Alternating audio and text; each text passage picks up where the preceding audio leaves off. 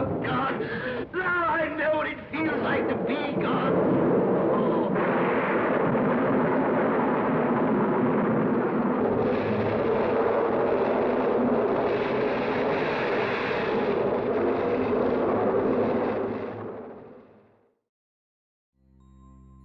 Hello everyone and welcome to the Iron Warrior Cosplay live stream with me, your host, Iron Warrior Cosplay, and this is Season 5, it's alive, pre-recorded, so we're just gonna take that off. Just gonna there we take that off. It's Season 5, pre-recorded, and I am here today with a legend. Ladies and gentlemen, Alchemist. How are you? I'm very good. How long has it taken you to get down to Wales? Because you were here last night. I was here last night and it took me about it was 4 hours to get there, an hour and a half here, and it's going to be 5.5 hours, 6 hours to get back. So many of you who have come to the Iron Warrior Cosplay workshop to do the live stream have traveled so far. It's incredible, and I can't thank you all enough. But yes, Alchemist Models, links in the description, because obviously we have no chat, have no mods, but links in the description. All the questions are here. It's going to be a fun stream. It's going to be fine. We're pre-recording it. It'll be all grand. We're totally prepared. It's okay. Yeah, it's fine. It's not like BT failed and then the Stream Deck decided to play up and then we didn't know if I had enough SSD space to record it. So it's sweat. And I'm fine. He hasn't driven over 5 hours to come down here. And now I have no fucking internet. I'm so disappointed. Oh, don't even. I've been so worried. But we are going to get straight into the questions. Cool. But you're not getting one sheet of questions. You're getting several sheets of questions because you do more than just one thing. And I have more questions than ever before. But primarily, I'd say you're a mini painter. Yeah. So much. we'll start off with the mini painting question. Okay. And I'll start off with a standard one is, when did you start? So I started in the hobby, I want to say when I was about 7 or 8. Oh, I think. wow, so young. Yeah. So I think Damn. I've been in the hobby around 25 years. That's madness. On and off throughout that period. Of course. It's non-stop constant. Yeah, I mean, it was pretty non-stop for most of it. Wow. That is pretty long. Damn, man. Yeah, so I started. I didn't expect that. But this is what we do. This is why we do the Q&A. Yeah. It's why we're here. It's why we find out these things. But how long have you been painting since you got back into it? It's sort of when where you have adult money. Well, do I? Well, we all have adult money. We just don't. Yeah. But, since you got into sort of sure, I'd say 18 plus. Have you been painting since you were about 18? Still, yeah, still absolutely. Going Yeah. So you've just been painting. Just painting. It's honestly been the one consistent thing through my life. That's incredible. So 25 years. Yeah. That is. So I started off with dedication. Fantasy and 40k, Warhammer Fantasy and 40k. Wow. Yeah, exactly. So Warhammer, big Warhammer fan. Yes. Yeah. If you guys haven't, check out the link in the description to Alchemist Models Instagram. Seriously, oh my god, your dioramas recently have been kind of blowing up a little bit. They've done really well. People are starting to know you more now for, you're the diorama guy. Yeah, someone in your Discord last night was like... Someone in my Discord was like, is that the diorama guy? And you replied... I just posted a photo and go, yep, this is my diorama. But that's insane. These models, these dioramas you've been making, stunning work. Thank you. They're coming out at you. Some of them are... A lot of the photo frame ones. Photo frame Yeah. Go check it out. It'll probably be at the top of his page. Just go check them out. They're incredible. Link in the description. I'll be doing that a lot throughout the stream because we haven't got mods or a chat or anything. But I've got questions, so we're all good. But your entire painting, 25 years of your sort of painting career and everything. Biggest model you've ever painted? Biggest model? Biggest singular model. Are we talking like Warhammer, Games Workshop, or anything? Anything. What the biggest model you've ever painted? So it doesn't have to be from Warhammer. But yeah, I did a really weird commission for someone who wanted one of these kind of balsa wood and kind of wooden kits of I think it was like an Oregon Trail wagon. Oh, that's cool. Yeah. Like the proper horse and cart with the white cover. With the over it. white cover and the fabric, and you love had to cut the that. fabric to spec, and it was one of those kits where you have to cut all the wood to the exact same length. Oh, so you don't just pop them out? No. You know, you can get those ones that are laser cut. I would have loved that. And you can just pop them out. That would have been great. You just you built a wagon. Yeah, I undercharged massively. Good God. Yeah, well, that's another thing I'll be talking to you about Yeah, later absolutely. on. I've got so much to ask. And that's why I'm really gutted that we're pre-recording this, because I'm just constantly in the back of my head worried about storage space, because I only have a tiny SSD. So the next time I get paid by YouTube, it's going to be buy a hard drive. I can always come back. I just can come a bigger back. SSD. I'm not going to travel 5 hours against Alchemist 2, Electric Boogaloo. Alchemist 2 Electric. I did season 2 of the Iron Workers Q&A, and it was season 2 Electric Boogaloo. I'll come back for season 6. That's fine. All the seasons have been like I try to put a funny name at the end of them and try to do something funny for it. This one has been the most with the intro and stuff. This has been the most productive I like kind it. of thing. I Because I like have it. people here, and I wanted to make it big, but also season 6, which I haven't fully got a name for yet. My girlfriend did give me a name for it. I need to remember it. I need to put it down. But season 6, I've got a name for it already. But I'm going to be doing half. Going back to people I've already interviewed, Ooh, like okay. the first season 1 people. Yeah. I want to get some of them back on to do streams again. Where have you been since then? What have you exactly. done? Like, how have you been since then? And get people on in person as well and do a mixture of it. That'd be cool. Whereas March, I decided to do like as many people as possible. Yeah. So you did an Oregon Trail wagon. Yeah, which was that part of like a diorama as well? No, Just a wagon? it was a really I had a customer for ages who was just like, hey, here's this random model. A lot of it was Build it for historical stuff. Yeah, build it and paint it. And that was I'm going to say this. It's hard to see that on camera, but it didn't have the horses, but including the like I don't know what it's called, the yoke. What, canned for scale?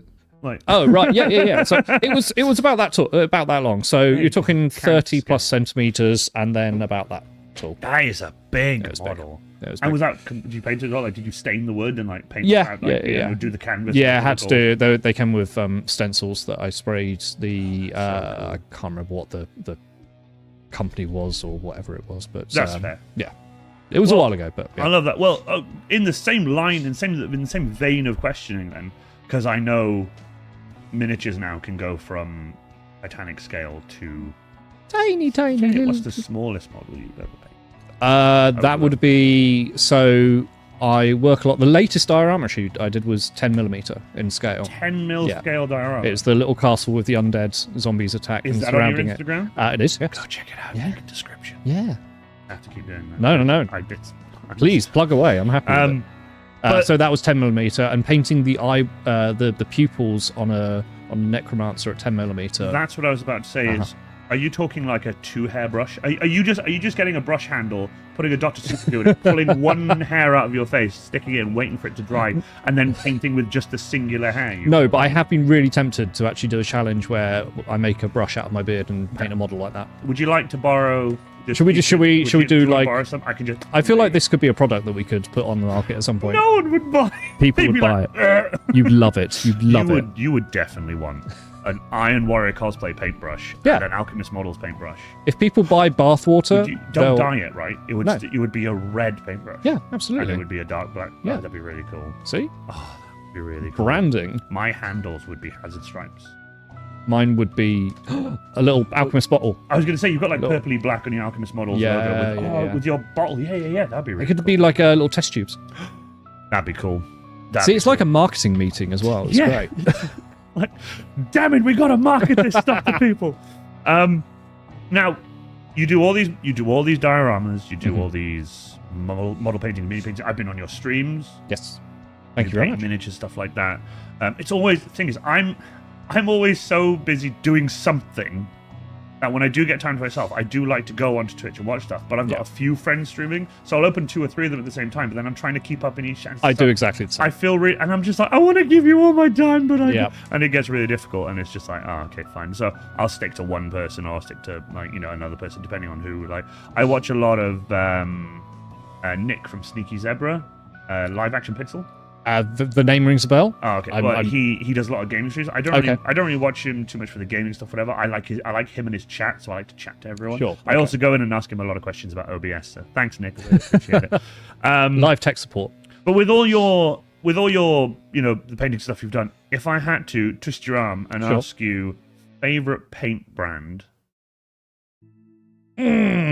See, this is right. I went online. I had these question stuff, and I've been writing down, like, I don't want like hard hitting questions or personal questions. I wanted to, but I knew one. It was like favorite paint brand. Type it into Google, and then you just watch all the debates on Reddit, and I'm like, this is it's throwing kerosene on a fire. It really is. Well, essentially, whatever you answer, the comments will be. Oh yeah, no, you're wrong. How could you possibly like that paint brand? They're rubbish. We'll get the anoraks out of me. Oh, actually, if you realize, actually, brand is the anoraks of that. I was there when paint was invented. I remember Games Workshop with their hexagon pots. It's like, okay, fine, but it's just. But yeah, if you had your go-to, you sit down, you have an Imperial Guard to paint. I'm saying that, but you have an Imperial Guard to paint, and you're like, cool. What pots do you grab? You shake it and open it. Are you talking? Usually the ones that are closest to me, but closest paint is best paint. Yes, you heard it here first. I'm gonna give an answer, and you can tell me if it's good enough or not. Don't ask me. I don't paint minis. These are my paints. These are my paints. These are my paints. Okay. Because I'm gonna give a slightly cheaty answer. And acrylics. So I use mainly kind of contrast and army painter speed paint. That's kind of my thing. Army painter, I've heard, is like it is now. It started off when it started off, but what I really like about that company is they are constantly listening to the community, listening to their customers, and striving to be better. I like that. When Speed Paint 1.0 came out, it was a great idea because as soon as Contrast from Citadel came out, everyone was like, "Oh, that's a really good idea. Yeah. Let's do our own." So Vallejo have got Express, Army Painter have got Speed Paint. I think there's a couple of other ones out there. Vallejo are good, but they're just dear. They're not actually that bad compared to no, there's not that much difference. Well, that's the thing. Remember, Citadel are the most expensive. I have one Vallejo paint, and that's like iron, like pewter. Oh, sure. I use it for the airbrush for props. Yeah. Because I've gotten into airbrushing now, which I'll ask you soon. There's so many questions. I have thoughts on airbrushing. But yeah, so I would go with the style of contrast painting, which I swear I'm going to come up with a name for, because it can't just be contrast now, because that's a brand. It's a brand. I have an idea for a name, and I'm going to do a video about that. But looking forward to that on your YouTube channel, which we'll get to, which will be linked below, which we'll get to later, but that's linked below as well. Yes. But I have recently, someone in my community was very, very kind, and they gifted me the complete Speed Paint 2.0 set, which was insanely generous. Thank you very, very much. And I've been using those a lot. But there are subtle differences between contrast and speed paint. Oh, okay. They do the same I'm learning kind so of much thing. right now because I have mini paints and I do paint and stuff, whatever, but I just use Games Workshop. Right. Okay. Because that's it. It depends on the job. There are different tools for the job. So with the Speed Paint 2.0 range or Army Painter, they are thinner. They flow a lot better, but they need a little bit more care when you're working with them. Okay. With the contrast from Citadel, they're a little thicker. They're not quite gel-like, but compared to speed paints, they are. Because I've watched like TikToks or Instagram Reels where someone has a mini and they just go blur and just blur. Yeah, that's pretty much what my TikTok is. Yeah, swipes to it dry, and you're like, how? Yeah, how? It looks amazing. That's speed paint, and it's just like I said, when I slowly get back into mini painting, Well, that's the thing. I want to do a series here. Okay. And I want to do a thing where I get people in. There's a whole idea. I'm not going to announce it now. I'll tell you later. I'm very excited. And I'll tell you what my idea is, and you'll be like, "That's quite I like that." Okay. Yeah, trust me. All right. But so you're saying, do you use any GW paints? Well, I mean, contrast. So you do buy GW paints, and I haven't for a while, but I kind of like to have a stock. You buy Vallejo and you buy Army Painter. Well, you've got given Army Painter. Well, I got given Army Painter, and so you use a variety of different paints. Yeah, whatever the tool is right for the job. But if I had to be like, give me a numero uno. I'm going to say Army Painter because I'm trying to get sponsored by them. So if you're listening, Army Painter. Models. Paint. I've been advertising your product for so long. Yeah, well, that's the thing. Like, I do the same. For example, buy Colourforge. Use my link below. Colourforge spray paints in a can for your models, or cosplay props and costumes, you can use them. I have tested them. I have very much tested them. I got gifted from them a whole box of their paints. What? Spray cans. The big cans. Oh, I've started So using happy. Look at the... the shelf there. I got some over there on the shelf. No, I saw them earlier. And just they gifted me them, and I said, right, I'm going to try this out. So I cut squares of foam and painted them with roof sealer, because I used Thompson Stanley roof sealer, who still haven't sponsored me. Anyway, Thompson Stanley roof sealer, did loads of textures and different stuff like that. Let them dry for 24 hours like I normally do, and then sprayed them with all their different spray paints and stuff in different sections. I put tape down. Yeah. So I put masking tape and sprayed it, let it dry, masking and sprayed it, and did it. And then I bent the ever-loving crap out of it. Oh, okay. Yeah. It doesn't crack. It bends. Really? I think that's also to do with the roof sealer, because it's a rubber that it's spraying onto. But the rubber can bend. The paint doesn't have to, but the paint does. How long as well. does the rubber take to dry? Did you paint it? I leave it for 24 hours. Oh, okay. It's EVA foam, and I paint it with Thompson Stanley roof sealer, which cures like a rubber. Okay.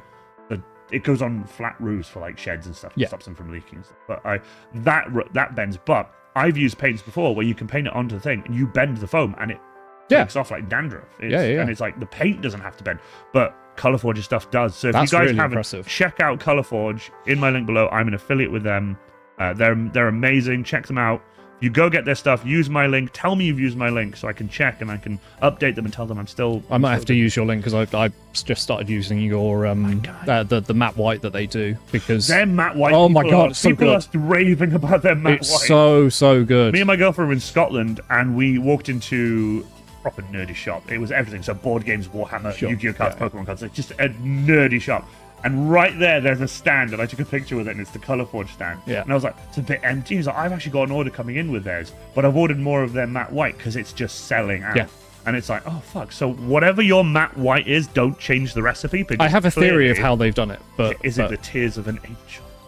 Possibly. But I think they put extra air in there so it doesn't come out thick. So the can is bigger. The cans are always big. The cans are massive. There's extra air in there, so it comes out thinner, and you get nicer coats. It's such a good... I think that's my theory. Good paint. Like, Colorforge. They're not sponsoring Ironwork Cosplay, but I'm an affiliate of theirs. So look at us just plugging shit. I know, right? That's what we do. So, moving on. We're talking about spray cans, stuff like that, and we were talking about mini painting and stuff, and I have got question 5. You can see how... I'm scared for what's coming up next. Do you airbrush?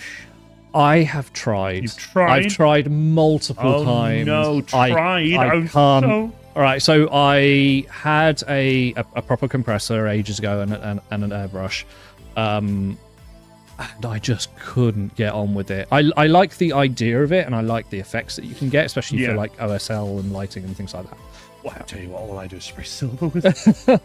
Well, for things like that, I just use a rattle can. It's for highlights on big props. Like, yeah, but for anything like that on miniatures, I will just spray it. I'll just use it as an undercoat and then go in with a paintbrush. So you highlight with your paintbrushes instead?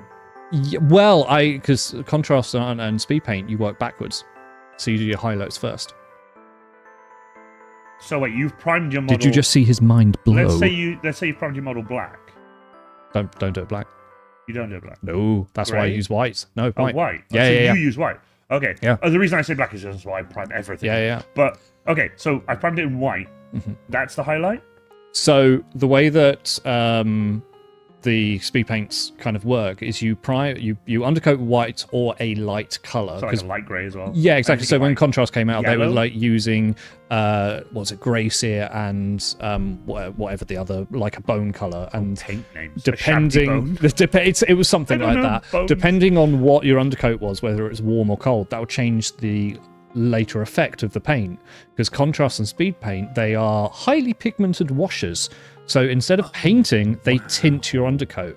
And the idea is when you're using it, you'll paint your midtones, your highlights, and your shades in one go. That's the theory. So you and I've also, from what little stuff I do know about, is you leave. If it pulls into a recess, like that's your shading. You leave it. Yeah, within reason. Like if it pulls too much, then it just looks like pulled paint. Do you get a dry brush and just like add? I literally just wash the brush, dab it on the towel, and just wick it off. Yeah. And then just do you straighten your points by putting it in your mouth? I do, and let me tell you, speed paints are brilliant. They taste awful. Yeah, I was. That's. Do you know what's quite funny? I have questions about that.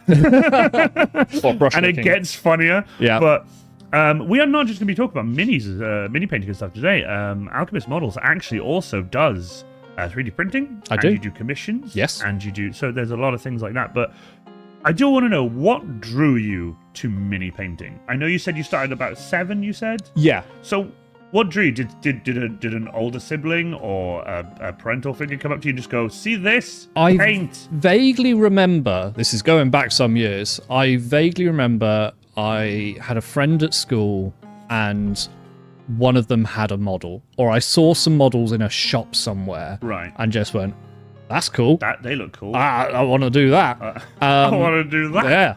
And originally I was more into the gaming side of things. So I only really started painting properly. So were you just gay, like full on table grey? No, well, not. Well, there were definitely periods where it was just same. Yeah. The grey table. But the early years were bad paint jobs. Real bad. You should see some of my first ones. I don't even know. I've no idea. I've sold so many armies over the years, but so I don't know. What was the question again? The question was, what drew you to mini painting? What pulled you in? What demon pulled you in and was like, paint? I'm not sure what pulled me in, but I can tell you what kept me. Oh, go on. It's very meditative. Meditative. Calms. Yes. Like ASMR, but painting. You know that I don't know whether you know, but that situation where you're doing something and the world just stops. Yeah. Yeah. Yeah. That's what I get with I come painting. in here, and it's just, and I have this table and I have my props and stuff. Yeah. And then I'll look at that clock and I'm like, okay, it's this time. I'll be here for like an hour or something, and I'll do what I can in like an hour. I'll look back and I'm like, oh, it's been 4 hours. Yeah. And then I open the blinds and it's dark out, and I'm like, oh, okay, cool. So yeah, it just goes quickly, and you just don't realize. I usually only remember how long I've been painting when my back starts hurting. Wait, is it when a hunch develops and you're like, oh fuck? Yeah, it's like, when was the last time I stretched or moved or breathed? I don't know. Well, that's what's really good about like when I was on Twitch, you could have those points with like stretch or like, that was really posture useful. check and stuff like that. It's like I said, transitioning to YouTube like yourself, like you've done. Yeah, we'll get to that later. Uh-huh. It's been difficult for me not having some things that Twitch does give you, like for it's been difficult, but I actually I miss the channel points and the redeems and stuff. All the I don't want to say them, call them gimmicks, but those kind of extra they were bits. fun. I loved them. I utilized them. I think they were great. After a while, again, we'll get onto this when we do the Twitch YouTube thing. But there are. I have thoughts about that. Yeah, absolutely. I agree. With your thoughts, probably. Because we've already chatted about it a bit, and I'm like, I kind of already agree. Yeah. But anyway, so that's what kind of kept you, and that's what kind of pulled you in, and kept you doing it. So how do you personally, over the years, like 25 years, you said, how have you refined your painting skill? Have you yourself looked at tutorials? Have you gone to places where you've learned? Have people come to you and they've taught you things, or have you just by yourself solo just been like, that's crap, I'll do this? Oh, I remember that. That's a really cool technique. And just so the technique that I use, especially with contrast and speed paint and that kind of thing, that only came around in the last couple of years. Oh, okay. Because so it's quite new still. Yeah. And that's when I really started focusing more on the painting side than the gaming side. That happened during lockdown. That's when I kind of started streaming, and that's when I started lockdown. Memories, sweet memories. That's when. So I actually quit my job a month before lockdown. Oh, yeah. That must have been with the idea of going into the creative industry and working events and acting. Oh yeah, because you are a trained actor. I am trained. For those of you who don't know, Alchemist Models is a trained actor. Yes. Shakespeare? Haven't not for a while. Hamlet or other stuff? Not for a while. I've done Midsummer Night's Dream quite a lot of times. It is quite popular. It's very popular, and it's a lot of fun. So I quit my job a month before lockdown with wanting to go and doing events and acting. I work with a children's theatre company down in Cornwall. Awesome. So you yourself teach? No, not teach, but we do kind of storytelling sessions and plays and educational pieces. But I've made the kind of move in more into directing now. So I directed. Oh, hello. Yeah, Director. Yeah, I directed my first show last year, the year before. Oh, what show? It was called Science Adventures Deep Sea, and it was all about teaching children, kind of ages 5+, about the deep sea and the animals that live there, and how to look after the environment. And yeah, we were using puppets made from recycled materials that we were found on beach cleans. And it went all over the country. Cool. It got a 4-star review at Edinburgh Fringe Festival. Oh, come on, 4 stars. 4-star for the first directing show. Happy. Well done. Yeah, I would say claps in chat, but instead I'll just give you a thank clap. you. Thank you. But seriously, 4 stars. The Edinburgh Fringe as well. Yeah. That is. I was so happy. So yeah, that's like the other side of my life. That's what I do outside of painting and. This really. Did you know? I love that because it's like I have cosplay and people think I do. That he does cosplay. Oh, there's so much more. And then you just look behind the curtain and you saw it when you came in, and you're just like, why have you got it? It's like that's what I do outside. There's like I do that. You saw when you came in. Wait, hang on. What were we talking about? The tractor. Oh no! Did you not see the tractor? I thought you were talking about chainsaws. No, the tractor.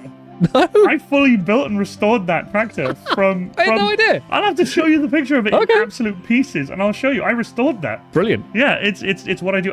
People do know on stream. I don't keep it too much of a secret, but I'm absolutely a steam enthusiast. You seem quite mechanically minded. Oh yeah, I love it. It's like I can do the tech side of things, and that's great and everything. And I've worked in IT and stuff, but I prefer working with my hands. Yeah, sure. Really getting in there. Yeah.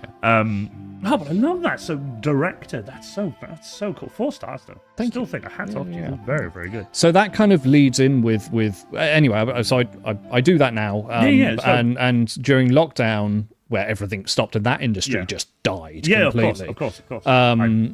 People still haven't recovered. Yeah. No, God, no. Even now, like the cinema I work in, even though it's a franchise cinema, it's everywhere. Oh, that industry took such a hit. I mean, a lot of things did, but it's really. But yeah, so I was bumming around, just sitting watching a lot of films. And I used to do commissions. I thought, well, maybe I'll just start painting again. Maybe I'll start commission painting. I can do that from home. I'm no stranger to working from home, and I always had a vague idea to start streaming at some point. I was like, might as well try it now. Are you saying then, like throughout the streaming and lockdown, then that's how you've kind of refined your skill? Yes, yeah. Sorry, yeah. It was going on to through streaming. That's where I went, oh, contrast paints exist. Oh, then that's I'm going to give them. Yeah, so that's when I discovered contrast quite recently. Yeah, relatively like in recently. Terms of, I know COVID was. I don't want to. I've lost track. I just can't. It was a blur. People are like, when people are, oh, do you remember COVID 4 years ago? And I went, I'm sorry, what?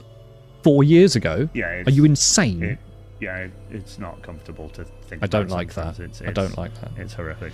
But yeah, that's when I picked up contrast, and that's when I kind of slowly became known for contrast. That's quite cool. And it's only in the last year that I've moved over, or moving over and adding in speed paints. There was a time, originally when I started streaming, I was painting up a set of models with contrast to sell. And that's how I was earning money. And that's how you were making it during lockdown, or is it during lockdown? Yeah. I started my Etsy store was originally just build and paint a set of models in a day, because I couldn't have done it with normal acrylics, so I had to use speed paints. Personally, I know there are people who can use absolutely, like that, and for you've me, even given me an idea for another question I'm going to add to my next question. Cool. 28 I'll be adding as well, which is like, how quick can you paint a model? But that's so and is your Etsy still up?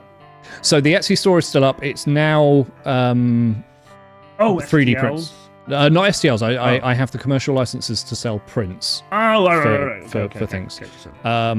But it's the same as the website. And I'm trying to add. If you all of these links will be in the description for you guys to check out. I always try to point people towards the website more, because it's the same stuff, and I just don't get charged Etsy fees. Have you watched enough of these streams to see me just look at the camera, bolt right into the camera, and I have a thing called Mad Cam, which zooms in. Is it about Etsy? Yeah, we can do a whole hour on that. Sales through Etsy, and they shafted. They literally bent me over about. They're better than eBay, but they are better than eBay. But they still took a chunk and a half, and I'm just like, what are you doing? And so Yeah, I had a whole row with them on the phones and stuff. There was a lot of shit. It was horrible. But without them at the moment, like that is paying for my life. But now, Sticking Studios, who I promote, are crazy because they are the most amazing people. They made these for me. They did your merch. They did all my merch. It's very cool. I like it. Everything. I like it. They're incredible. And they did my limited edition ones too. And they now have a website. Okay. And they're running stuff. And they've told me that next merch launch, I can do everything through their website. Through them. Amazing. So it's like, it'll be easier for people. It'll be through Sticky Ink. I'll be giving Sticky Ink some money for being awesome, and it won't be absolutely getting shafted completely by. Is that like going to be like a print on demand thing? I don't want to give away. Kind of print on demand. I'm gonna obviously I'll do pre-orders. I love doing pre-orders because it's nice to know the demand. Yeah. But I'm going to be doing not just this logo. I'll be doing these. These will be making a comeback. So will the limited edition ones. I'll do more of those because more people did want them, and I think I only did 10. I think. Right. They were not because they were two-tone. Oh, okay. The thing is, they're super cozy, super comfy, and everyone loves that, and how soft they are and stuff. So I'm gonna do those, but I'm also gonna do a bunch of brand new merch stuff. So that's gonna happen. Cool. That won't be until probably next year because I've got other stuff happening this year. But yeah, anyway, so back to Alchemist Models. Back to yourself. What kind of models would you say interest you the most? Are you more of a or you're into like Warhammer minis, or like I said, AOS, or it doesn't have to be specifically like Games Workshop, but like what interests you the most? Which minis are your like? If I gave you a list and I was like, pick a mini you want, not it doesn't matter what company, but like a particular mini that you like. So as an aesthetic, there's two aesthetics that I mainly go for, which is cyberpunk. Oh, cyberpunk. Like Neo Tokyo kind of absolutely. style, and steampunk, steampunk, but dark gothic. I love that. With the twist. So games like Malifaux. I'm a big fan. I've heard of Malifaux. I love the design of it. Infinity models are great, but I hate working with metal. It's a pet peeve of mine. I don't like working with metal. Yeah, plastic and resin, great. Metal, no. But that's personal preference. And there are companies out there that I see models. I'm like, I need to get some of those. But that's the downside of having. Well, I say downside. That's part of having 3D printers is you see a model and go, oh, that's amazing. I could just print something like it. I was going to say that's another question I've got to ask you later on about 3D printing and stuff like that. But like I said, we'll stick to models. Yeah, that's fine. I don't even have to ask you all of these. It's just interesting to know because some of them I look at them and I'm like, oh, I want to ask him this. So anything kind of cyberpunk and dark gothic. So those are your kind of you would prefer to paint those. Those are your that's my jam. And there's a style that I want to try out based off John Blanche, the artist, Blanchitsu, that style. Don't know that. So, sorry. Do you remember the Warhammer 40k 3rd edition stuff where you've got the front cover was like a load of Black Templars? 3rd edition. Oh, yes, I do. That style, and also... So everyone knows the cover. That one, and the Battle Sister, very high gothic, standing on the... That's him. That's John Blanche. Okay. Then I do know his work. Yeah. Everyone, even if you don't know the name, you will probably recognize the style. The Black Templar one is the one I know the most because I've seen that image just everywhere. That was my first starter set. No growing way. up, so I think that's why I have like a ingrained. Do you remember how much it was? 50 quid. No way. That's 50 quid. So it was cool. Black Templars and Dark Elder, and it came with the old ruins and the trees. But yeah, the style for Blanchitsu is very messy. It's quite abstract. Lots of beiges, reds, blacks, very shadowy. It's complete opposite of what Games Workshop's kind of product photos are. Yeah, of course. And I want to start painting and exploring that, but with contrast and speed paints. Oh, that would be cool. Just going like old school, but with new paints. Yeah. I'm looking forward to seeing that. Be sure to post that stuff on your own. I want to see that stuff. I want to do a couple of YouTube videos about it. Oh, even better. And if you can teach people, even better. Do it like this. Yeah. Have you done tutorials? Yeah, I've done tutorials, and what I'm doing a lot on, that's part of YouTube is doing tutorials going, how would I paint a High Fleet Leviathan Tyrannid using contrast and speed paints? Here's the paint list, and here's how I did it. Do you do it in real time, or do you speed it up? I speed it up to a degree. I put enough in there so you go, okay, that's how he did it. That's the technique, but I'm not going to make you watch, I got 10, 15 minutes of the painting the same thing. I did my leather tutorial on stream, but I felt like it was rushed, and because it was live, I was stopping to look at chat and stuff like that. I'm tempted soon now to do a full tutorial, where it's pre-filmed. And it's going to be like a bit of a lengthy one, like maybe 15, 20 minutes of me just showing people how it's done. But obviously, when I paint something, it's got to dry between, so that's where the cut will be. Absolutely. So it'll be like, now you've done that, let it dry, cut, next one. Then you do this, cut, next one, then you do this, and show people how I do it. So kind of, what would your advice be now, in knowing what you know now, what would your advice be now to somebody who's just starting? Someone who has just gotten themselves the little, I'll say, for example, I know it's Games Workshop again, but it's like a ultramarine little starter set, with a little paint, a little brush, a little thing, and this, that, and then just that. What would your advice be for someone just getting into the hobby now? Okay, so of painting.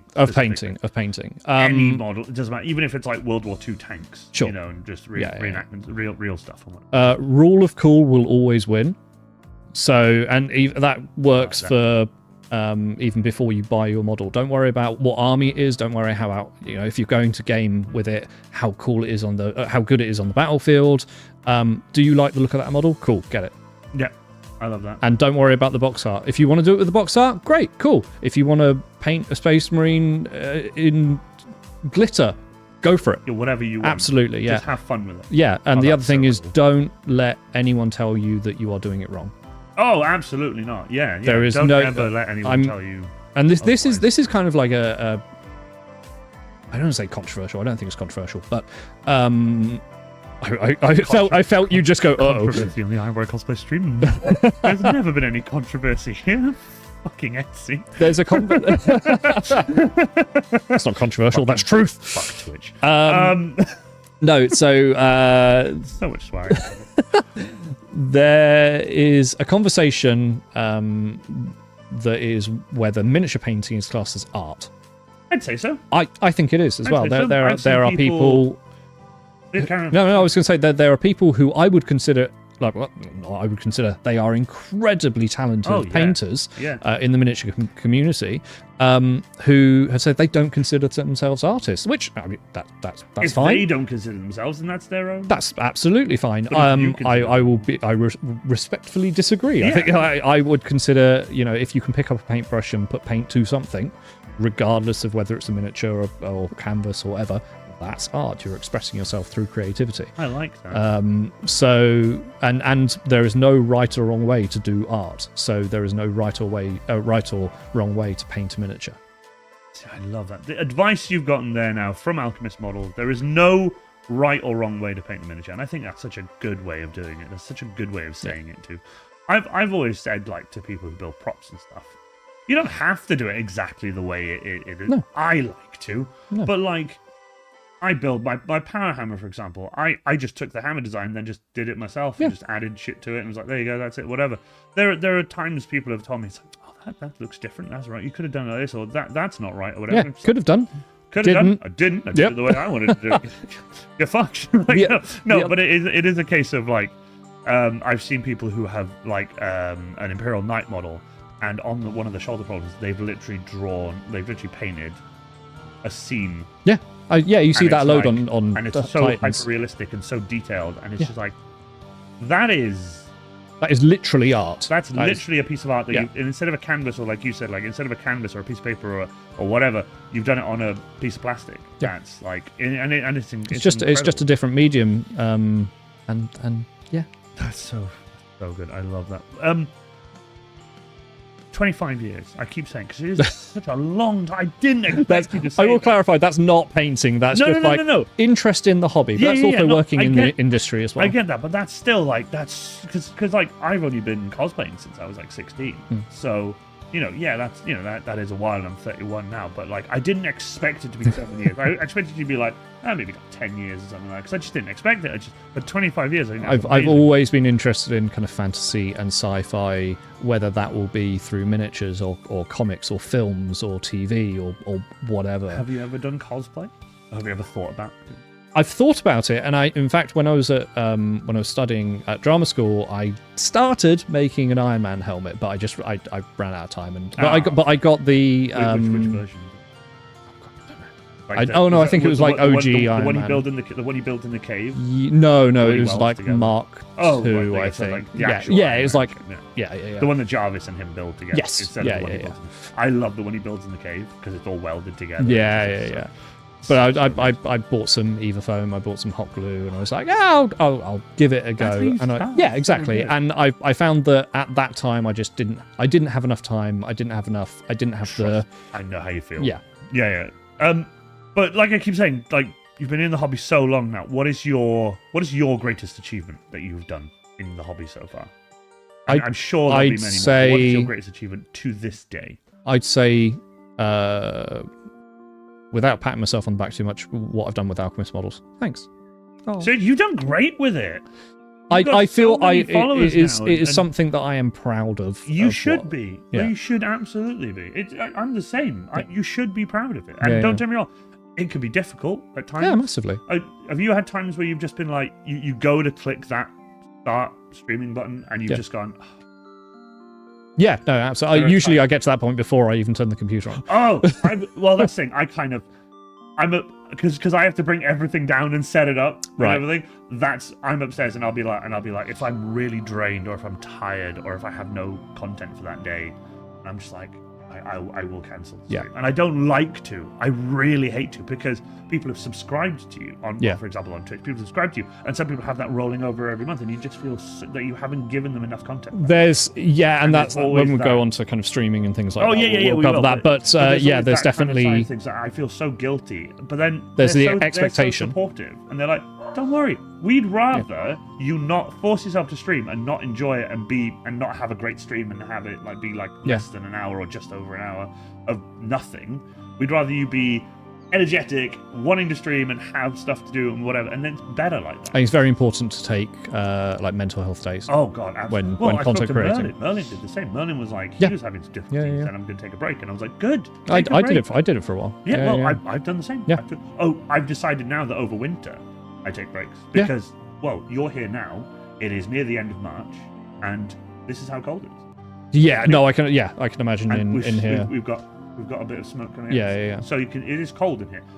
During October, November, October, like sort of that kind of time, December, it's frigid cold in here. You have to wear multiple layers. Yeah, and I'm not wearing a hat today for the first time ever. I've had a haircut, so my ears are freezing, but that's why these are on. I'm definitely wearing a hat at the moment. You're wearing the Warhammer Fest hat. I am. Yes. Yeah. Which we met at, and which Merlin bought me. Merlin bought me this hat. Yeah. Merlin. That's awesome. I love that. I think it was Merlin. I feel really bad now. Yes, it was Merlin. Yes. What is something you yourself, and this is like being your own critic for a little bit, what is something you yourself think you can improve on with miniature painting of any kind? Patience. Oh God, if I had a penny for every time I've told myself to just slow down. That's part of the reason why I enjoy speed paint and contrast so much. I'm an impatient painter. I do not have the time or patience for. Have you heard of Flameon miniatures? Like shoulder they're telling you about.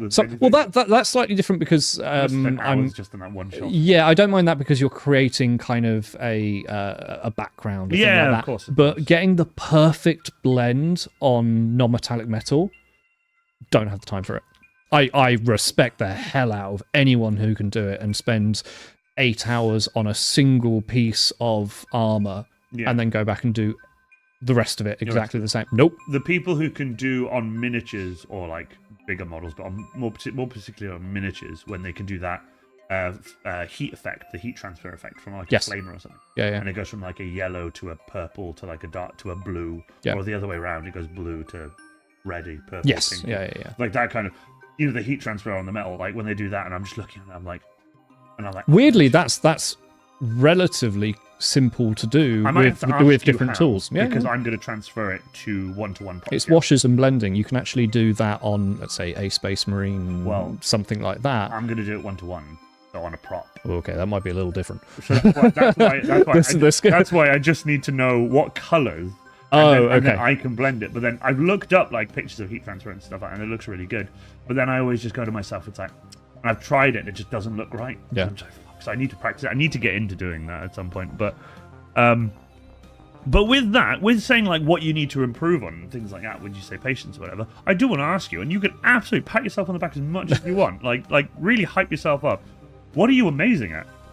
What would you say is like, personally, just to give you some a thing is I love my leather effect that I've learned. I've taught myself to do on my gas masks. Your Krieg gas mask is wood I'm working on next, but leather right now is like I think I'm amazing. Do you asking you questions, do you use like actual leather, or is that a different material and then weathered? EVA foam, Thompson Stanley roof sealer, and then I painted it like leather. Fuck off, really? It's not real leather. Genius. A genius. My favourite thing is I took my gas mask off and showed a guy, and he was like, oh, this is really cool. What leather did you use? And I was like, it's not leather, flip it over. He flipped it over, and it was foam on the inside, so I've just got a bare foam. And he went, what? And then bent it, and then felt it, and went, what? Yeah, I was like, I couldn't tell at all. I'm really chuffed. I love it. I love it. I'll show you the Krieg bag, like the medic bag, and it's just gone. Absolutely. But yeah, no. So, but what are you amazing at? What I really enjoy doing is encouraging other people. Oh, I'd say you're amazing at that. Thank you. Because you've been doing it the whole stream. Thank you. And so the whole one thing I'm really trying to push at the moment is making the hobby as accessible as possible. Oh God, absolutely. So yes, you can watch all these absolutely mind-blowing painters do crazy blends on metallics or non-metallic metals and making reflections and things like that. And the dioramas I've seen. And the dioramas and everything like that. But to someone who is going, hey, what's this miniatures thing? What's Warhammer? What is this? That is so intimidating that it would put people off. It might put people off. And that's not that's no slight against anyone who works to that level, because dear God, they're amazing. There's no slander here. No, not at people. All. No. See, Rich. I love him. He's on my level of fucking Etsy. Yeah. Like, Jesus. My cannon fodder community are gonna be like, he said it. Yeah. They love it when I. It's just Etsy, I say that, but I realise that my only income at the moment is through Etsy. So Etsy, I'm sorry if you please don't take it away. I still sell stuff on Etsy. I've still got my patterns are on Etsy. Okay, yeah. But I still fucking hate Etsy for what they did to my merch sale. I was like, fuck that. But yeah, multi-million-pound company. Encouraging people and going like, hey, how can I paint this model in an afternoon rather than a month? Yeah. It's speed painting. It's really speed painting. It's really nice to see someone who has never picked up a model before and in an hour or two finish a model. Right? Yeah. It's not going to win any awards, but it's the sense of accomplishment and going, I've never done this hobby before, but I've done this. Yeah. In an afternoon. And I think that's worth its weight in gold, better than any award. Yeah. And then eventually you get to a point where you've made that model, you just keep painting it, and eventually you might be like, I'm going to enter Golden Demon. Yeah. Just go in and just, it happens, and it's amazing, and that's what I love about people who get into things.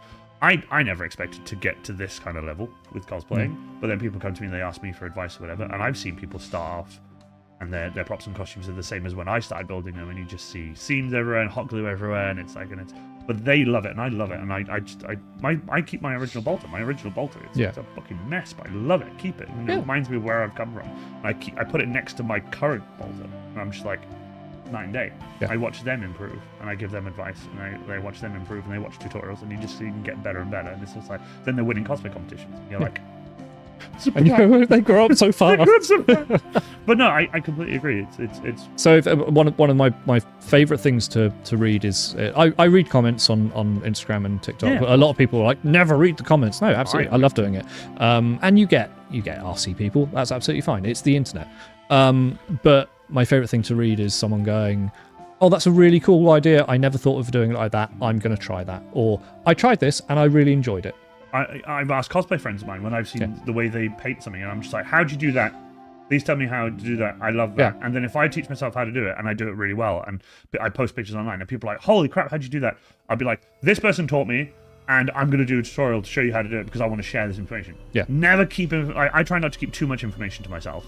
because it's nice to tell everyone. But like once or twice, I've just been like, oh, I'd rather not share too much information because I've just built something and it's not quite right. Yeah. And it's really janky, and I don't want to tell them like I did this and just fucking did this and that, and it's really. And I got the same thing with 3D printing. And it's not quite safe. And yeah. But I don't want to tell somebody that. I want to be like, I did this, and this is safe, and this is how I built it, and like that I like to do. But I don't like to tell everyone everything because it's kind of like I did it really jankily, not very good. It could kill someone, like so that kind of thing. But there's the other side of that was like, I suffered for 12 hours, you will too. Yeah, there is that other side of, do it like this.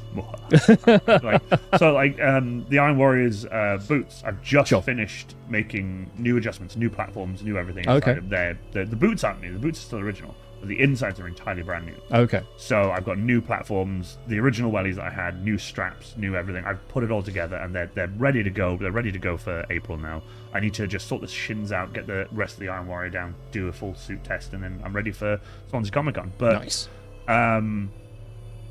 Originally, when I was doing the boots, people were like, oh, how did you do your platforms? But I had done just stacks of wood.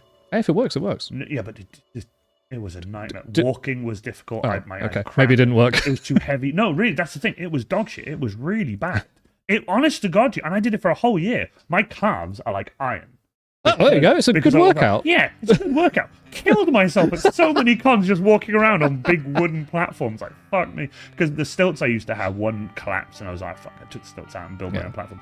Now I know much more, and obviously I'm doing foam now. I do solid blocks of foam, and I cut them all in my bandsaw, and I get it all done. Now, if someone asks me now, how do you do your platforms? I have pictures and videos now. I'm doing a tutorial, not a full tutorial, but I'm doing like a video on it. And I want to show people how I did it so that they can copy it and be as safe. Yeah. Whereas when I had wood, it wasn't very good. Right. And I've had other ways before, and it's just been a bit like... I've not fallen, but there's once, twice, it's been like, oh, hey, oh, that's a bit fucky. So it's always good to sort of sometimes don't tell everyone everything if it's not good or not safe until you get better, and then tell people. Yes. Like when I first did my leather thing, my gas mask, I didn't think anything of it, but I took pictures of it, posted it online, and that's when it started gaining traction. Just do something. And then panicked because I'd forgotten how I'd done it. So everyone says keep a list, keep your paint book, keep a list of how you painted that thing. And I've gone, I don't need to because I finished a model in a day. It doesn't matter. And then someone will go, oh, can you paint it exactly how you painted it like 3 months ago? Nope. No, I can't. I need to start doing it. So I've written stuff down, but now I'm going to start doing tutorials. Yeah. And once, and I'm going to be completely honest, once, I was doing my gas mask and I had the 3 pieces and I was putting it together and I was like, did I cut this bit or did I leave it flat? I had to go watch my own tutorial. I had to fast forward and go, oh no, I didn't. I left it. Okay, fine. I've done the same. I've done the same on TikTok and Instagram when people are going, what paint did you use? I'm like, oh, I don't know. Go to YouTube. What did I say? Oh, yeah. Okay, yeah. It was totally this one. I've had to do that so many times. It's so embarrassing. Well, whatever. It is what it is. It's a good laugh. Yes. I just have fun with it. What's the next step for your brand? What's the next step for Alchemist Models? What's the next step for Alchemist Models is... Same thing we do every night. Try to take over the world. It's make the move onto YouTube. And the idea is... I know you've got stuff to ask me. You said after stream. Yes, I do. Like practical YouTube stuff. Anything you need to know, I'll tell you. I need to... Now that I've moved away from Twitch, I need to look at an evergreen way of making... what I do sustainable. Yeah. Just to live. Which that's where I'm trying. Exactly. Which is what the shop is doing at the moment. That's keeping my head above water. Good. Which is great. Link in the description. Go check it out. If you like something there, buy it. Support Alchemist Models. You'll be supporting this person, this human being who needs to eat and live and be. I do need to be. And put fuel to his vehicle to come to here to do streams like this, where we tell you to go to his Etsy and buy stuff. Yes. No, not Etsy. The website. Oh, sorry. The website. Not Etsy. The website. Not Etsy. The website. So, what was the question? The question is, where's your brand? What's your So, it's I want to focus on YouTube and also TikTok as well if they sort out their creator program. I'm having difficulty with that creator program. Has your dashboard frozen? No, my dashboard hasn't frozen, but I'm having trouble getting the creator thing to kick in because I've been trying to do it. My dashboard hasn't been updated since beginning of March. Oh. Yeah, it sucks. we'll check Yeah, we'll check yeah. out things. Actually, speaking of like internet and such, it's still down. Awesome. Great. Wunderbar. Great. Well, thank you very much for watching this pre-recorded episode. For those of you who are watching this, by the way, it's probably going to be like a 2-hour stream, if not a little bit more. I really appreciate you guys being here and watching. It really means a lot. If you guys see me randomly looking away and you doing stuff with the mouse, it's me checking how much space I have left on my SSD. Because I don't have much space. So we watch the gap get smaller and smaller. It's fine. But also go to more events as well. Oh, hell yeah. So, what, more Comic-Cons or more model-specific? Model-specific events. Okay. So I am, a little plug, I'm going to be at GriffCon 24. I was there last year. That was my first ever... I've worked loads of events for other companies. That was my first ever event working for myself. So it's my first trader stall. So do you have a table and everything? I've got a table. Oh, it's so good. And also at GriffCon 24, I'm running a ticketed painting with contrast. It's not a masterclass. No. Not a master, but it's a kind of paint along, and I will. With you? Yeah, with me. Yeah. It's a masterclass. It's not a masterclass. How to use contrast paints from the man himself. It's a masterclass. Check it out. It's not a masterclass. Be sure to go there. GriffCon 2024. Go there. Check it out. Alchemist Models will be there. I'll have my stall. I'll bring some of the dioramas as well to display. Absolutely. And yeah. Interesting one for you. Okay. And it's all been interesting. When I was writing this one, I was kind of like, oh, thank you, sir. How important should it be for somebody who's just beginning to get really into, not just starting as in like, I've just bought my first model set, but someone who's already been painting whatever, but they're getting into, I'm going to do more, instead of just a silver shoulder pauldron and a red leg, they're trying to do different stuff, whatever. How important is it for new beginners to understand color theory? Because I've been told some people are like, color theory, learn it, have a color wheel, look at how things do, whatever. Other people are like, fuck color theory, who fucking needs it? So I'd love to know your opinion on it. I think, and I've only had a color wheel for 2 years. I googled it before then. But I have the only reason I have a physical one is because I got sent it with, I think when I bought like the Vallejo model color range, and it came with that. One to you? It was in the box. I was like, oh, cool, blue tack. Yeah. That's quite handy. I would say it is an important thing to be aware of, but again, there is no right or wrong way to do art. I like that. It's you will notice. I think if you start using a color wheel and paying attention to color theory, you will notice which colors go well together. My prime example of this is have a look at Hulk. And his and then you look at a color wheel, green and purple go well together. Yeah. Well, that's why they went green and purple. There you go. I like that. So you just go across from each other, don't you? Essentially, yeah. And you can. But there's no hard fast rules. I love that. Anyone who says they're hard fast rules to art needs to be shown the door. Have you ever drunk your paint water?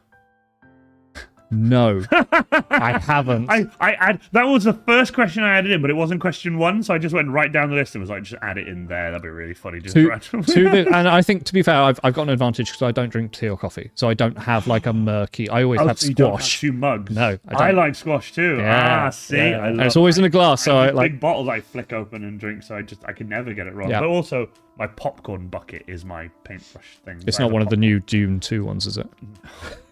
Good God, they were the memes. I refuse to believe that the marketing department behind that didn't know what they were doing. No chance they didn't look at it and just go, awesome, someone's gonna fuck the bucket. Yep, someone's gonna. Hey, it advertised the movie. They did their job correctly. And the memes advertised it even more, which made people go and buy the buckets, which makes money. I reckon someone was on the cusp of being fired and then got the biggest promotion ever. Oh, absolutely. Yeah, it's like, could you make more things look like that you could? No. How can we get fleshlights into every movie? We've got Kung Fu Panda coming out. No! Can you hear it? The new Despicable Me is coming out soon. No, I've just got Jack Black advertising. No! Banana. Oh, good God. Oh, God. Okay, that's it. I'm turning the stream off. That's it. No, I'm joking. Tell you what I'm doing is just checking everything. Oh, we got loads of time. Cool. All right. It's barely moved. Very important question. Yes. Incredibly important. I always try to put in every sheet of questions I have. I try to put one important question. I haven't done it for all of them, but I try to. Okay. And this one is: 2 thin coats. 1 thick coat. 1. Sorry, thick coat. Duncan. I can't wait to keep asking people that. It's so. So with actually, this is really interesting with contrast and speed paints. If you put a thin coat on, you're working against how the paint is supposed to work. Because you want to load up the brush and let it flow around the model. You want it to flow in. With contrast. With contrast and speed paints. Anything that works as a wash. Yeah. You want that flow. If you put it on too thin, it will dry too quickly for you to work it, and that's where you get those weird tide lines, and that's why it looks kind of splotchy. And see, if I learnt that when I was using non oil back in the day, but they've changed non oil now. Obviously, they've changed it so many times. I've stopped keeping up. But yeah, 1 thick coat, soz Duncan. I've had Duncan on some stream. Have you? On my very early, I think it was season 4, season 3 or 4. That's cool. I haven't met Duncan. I met Duncan Peachy and Louise at GriffCon last year. Awesome, Yeah, they're both really cool. It's really, really awesome to meet just online people and just find out they're just chill, just people, and it's nice. Like yourself, like we just met now. Like obviously we met at it was very brief, and it was the end of the day. Warhammer Fest was just I was drenched in sweat and I was tired, and you came up like, and I can was I like, pick up "You're a awesome, but I'm so tired." And you were like, "Can I pick up a prop?" I'm like, "Yeah, I want to pick up a sword. This one? No, not that one. Okay. Oh, the big. You wanted the executioner. I wanted the executioner one. That one. No. To be fair, you only just met me. I'm like, yeah, okay, that's fine. I'll pick up the chopper. Like it didn't trust you, but it's just I am always cautious about when I meet new people. But we had a photo together, and it's I got a photo of you with the orc chopper. Yeah, it's good fun. With your commissions, not your 3D printing, we'll get to 3D printing in a moment, but with painting your commissions and modelling. Okay, yeah. Not specifically your amazing dioramas, but it could be those. But in general, if I said, here's a starter box Skitari. Sure. In a box, can you build them, prime them, paint them, whatever, paint them to tabletop standard? Okay. Not, as in playable standard. Yep. You know the standard. I think the games have to have a rule. It needs to be like at least three colours and a base. 3 colours and a base. Yeah. How do you price your commission? So I'm not asking for prices, but like, how do you personally price it? Do you do like per paint, per hour, per Sure. like? Yeah. How do you do it? How do you price it? So first of all, I throw the whole tabletop, like the scales, the levels. I throw that out of the window. Oh, you don't do. No, I will paint something. If Cool. you want me to paint something, I will paint it to the best of my ability within a realistic time frame without shafting myself. Oh, that's awesome. So that is the best way to do it, I'd say. and I approach it like an art project. I've only I did a really interesting commission for like a commercial commission. I don't know whether I've said it online already, so it's fine. If you've mentioned it online in text and stuff, I'm sure you can say it. Plus, this one got. I wasn't entirely sure I was supposed to, but I didn't sign an NDA, so I think it's fine. Oh yeah, if there's no NDA. Yeah, so it was for what was it for? It was an Airways. It was I've completely forgot what the company is now, but if it was. You need to look it up. You're welcome to look it up on your phone. No, it was. I will. Hang on, I've got photos. If you've got photos and it says on it, so you can find out. It has. Hang on. Fine. Wait. No, it's okay. I have plenty of questions. Remember, we're only on the first sheet. That's true. Qatar Airways. Oh, there you go. Cool. So I'll show you. This is going to be useless to you. Yeah, of course. But I did. Very cool. A Formula One car. Yeah, they did. They wanted it for a commercial. So. Wow. Yeah. So you're doing commission painting. Yeah, that was really weird. That was I randomly scrolling through threads, and someone's like, "I can't do this commission. Is anyone available? Really tight notice." I'm like, yeah, give it a look. And they wanted a couple of Formula One car models painted up in the Qatar air. That big. So. Harry would know. Harry would say. Harry would probably whatever know that is. Yeah, what Harry would know just from that. Yeah, there you go. But they wanted it in the Qatar Airways, like 3 main colours with custom decals. Like the wine red. The wine red, the very light grey, and the kind of bluey grey. For those of you who watch like Formula One. But for that was the first time I've ever used. Like, they asked me what my day rate was, and I was like, I don't have a day rate. I should probably have a day rate. So I'm going to start. That's how I'm going to price things from now on. So you just do a day rate then? It's like, how much painting can I get done in a day? How many days is that project going to take me? So that's how much it's going to be. You could do a full... You could do... Oh, not even full. You could do like 18 hours. Would you class that as your day rate? 18 hours is 2 days. Oh, that's two. So what? Yeah. So I do like... So how many hours is your day rate? I would say realistically you're looking at between an 8 and a 10-hour day, depending on the project. So like 10 hour in a day, so 2 hours is... Sorry, 2 days would be 20 hours. Yeah. That's not bad.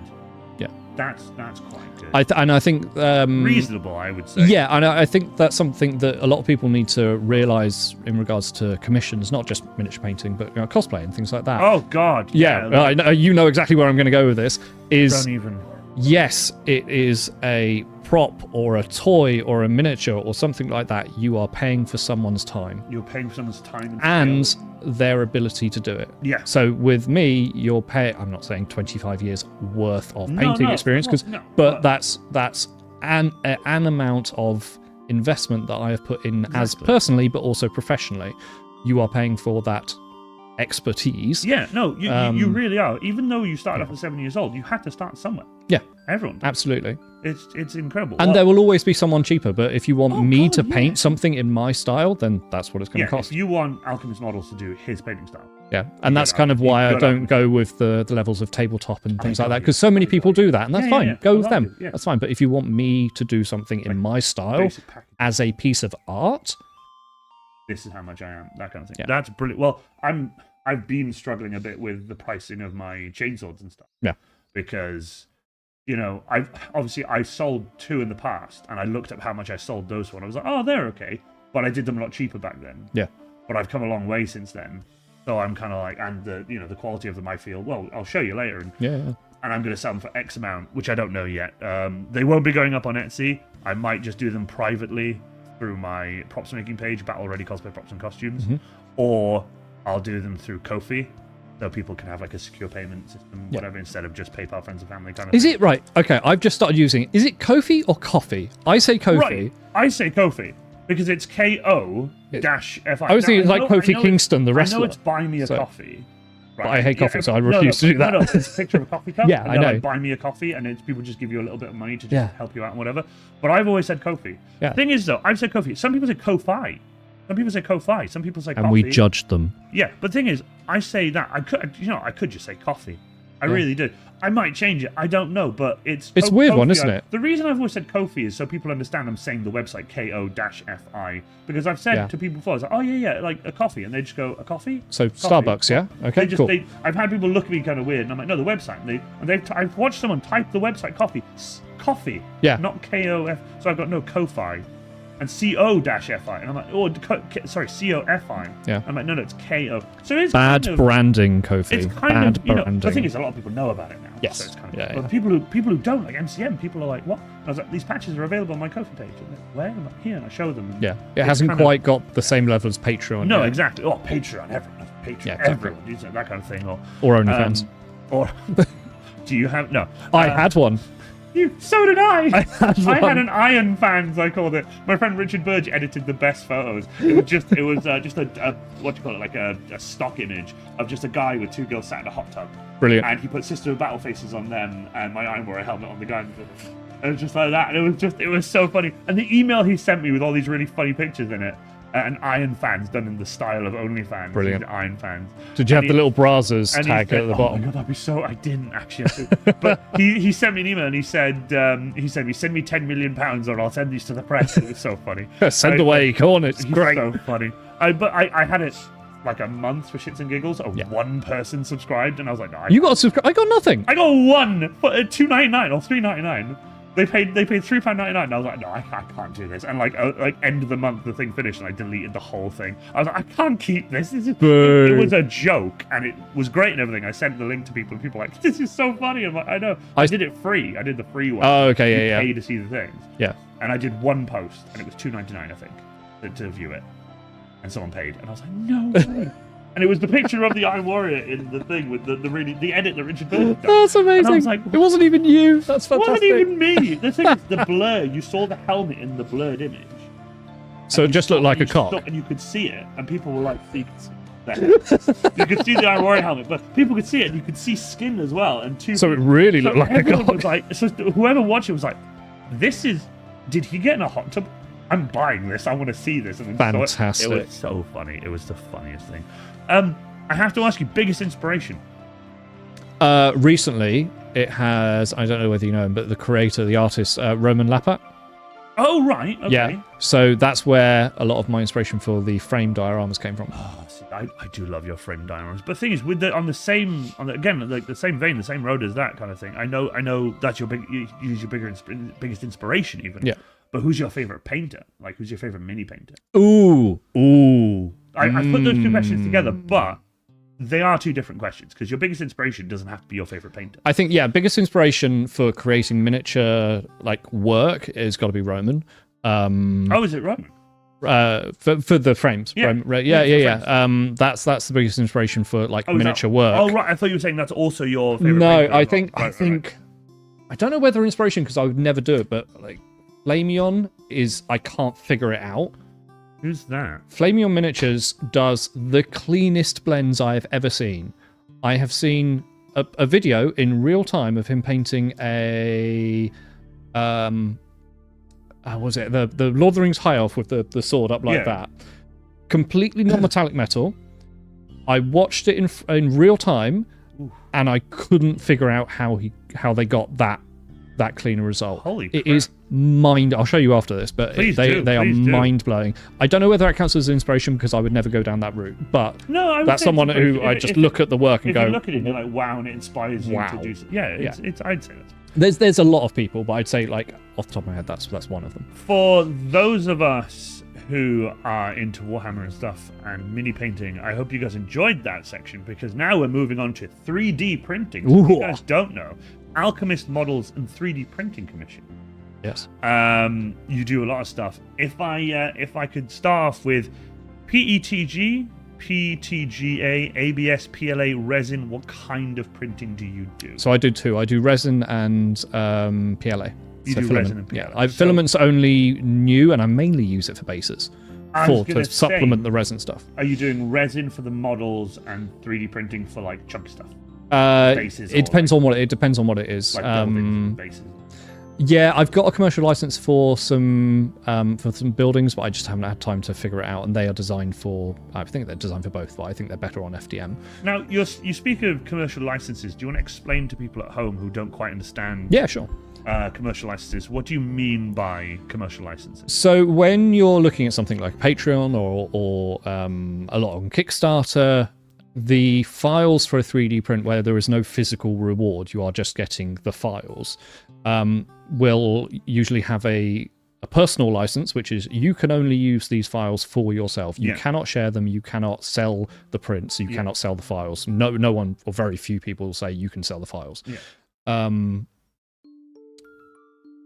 The commercial license, the commercial side of things, is you pay a little extra. On Patreon, it's you pay a little extra per month, or you pay X amount on Kickstarter or something like that, and that gives you the either temporary rights or lifetime rights to sell the prints of the model, not the files, but not the files. So if somebody comes to you and goes, "I don't have a resin printer, I want that model." Yes. That's quite. I like that. That's quite handy. So that's the commercial side of things. There are a lot Are they expensive though? The licenses? It depends. Some of them are expensive. Some of them, I only go for lifelong. There's only one for the website for my shop. There's only one that I pay monthly, which is Forest Dragon, which are the tiny 10mm stuff. Oh, right. Because that's really popular. I was going to say, if they're popular, that's why you Yeah. They're really fair popular. enough. And they're very cool. They're really, really cool. I support one other on Patreon that's just for me, which is One Page Rules, because I love One Page Rules. Oh my god, I could speak we have 4 hours on that alone. I love that. Do we have enough SSD space? You do not. Your SSD will run out before I do on One Page Rules. Oh, I love that. So that's the commercial things. There is I won't say grey area. So as soon as you start doing... But it depends what PLA you use. Sorry. Sorry. We're done. Bye. A lot of, or almost all of the licenses will say that if you have a personal license, you cannot share these files. Oh, right. Which technically means if you don't have a 3D printer and there is no commercial license, you have no way of getting that model. Oh, okay. So you can't even give it to somebody else to print? Technically. However, there are ways around that where, so I offer you basically hire my printer. Oh, yeah. A lot of people have been doing that. Yeah. Exactly. Like so it'll be a stuff where they only print things that people send them. Yeah. So you will hire my time and cost. I'm not selling it as a product. As a product, right. Because I don't have the commercial license You're to do just that. selling the time. You will send me the file and I will send you a one-off print as if you came in to my print studio and set it up yourself. Okay. And then I delete the file. I was going to say, do you then just get rid of it, or do you keep it in a folder marked like this customer's name? No. Okay, no. Cool. It'll be a one-off job, however many you want. There's a big thing. You can never go into mass production with 3D prints. Unless they're yours, unless you've designed it. If you designed it, then just go. Oh, you can do whatever you want. Yeah. But you can't make molds, you can't do injection casting or anything like that. There's so much to like. They say mass production, you could just have a shit ton of printers. Like with mini painting and stuff, I don't really, like I said, I've painted minis and stuff, but like now there's so much I've missed out because I've been doing just props and cosplays. That's all I've been doing. So I've been doing other stuff, but then you get into 3D printing and I'm the same because I did own a 3D printer. I owned a CR10. Oh yeah, the Creality ones. Creality? No, it wasn't. No, I don't know. It was thought just a it was a CR10. Oh, It was just that's all it was. It was just a Chinese printer, from what I know. It was just a CR10. It was called. Then there was the S that came out after. Yeah. But I owned a CR10. I got one clean print off it, and that was a Ghost from Destiny. Okay. No print lines, barely any sanding. Nice. So nice. Primed it. I gave it to my friend Brecken as a gift because he really liked the Ghost from Destiny. He loves Destiny. Yeah.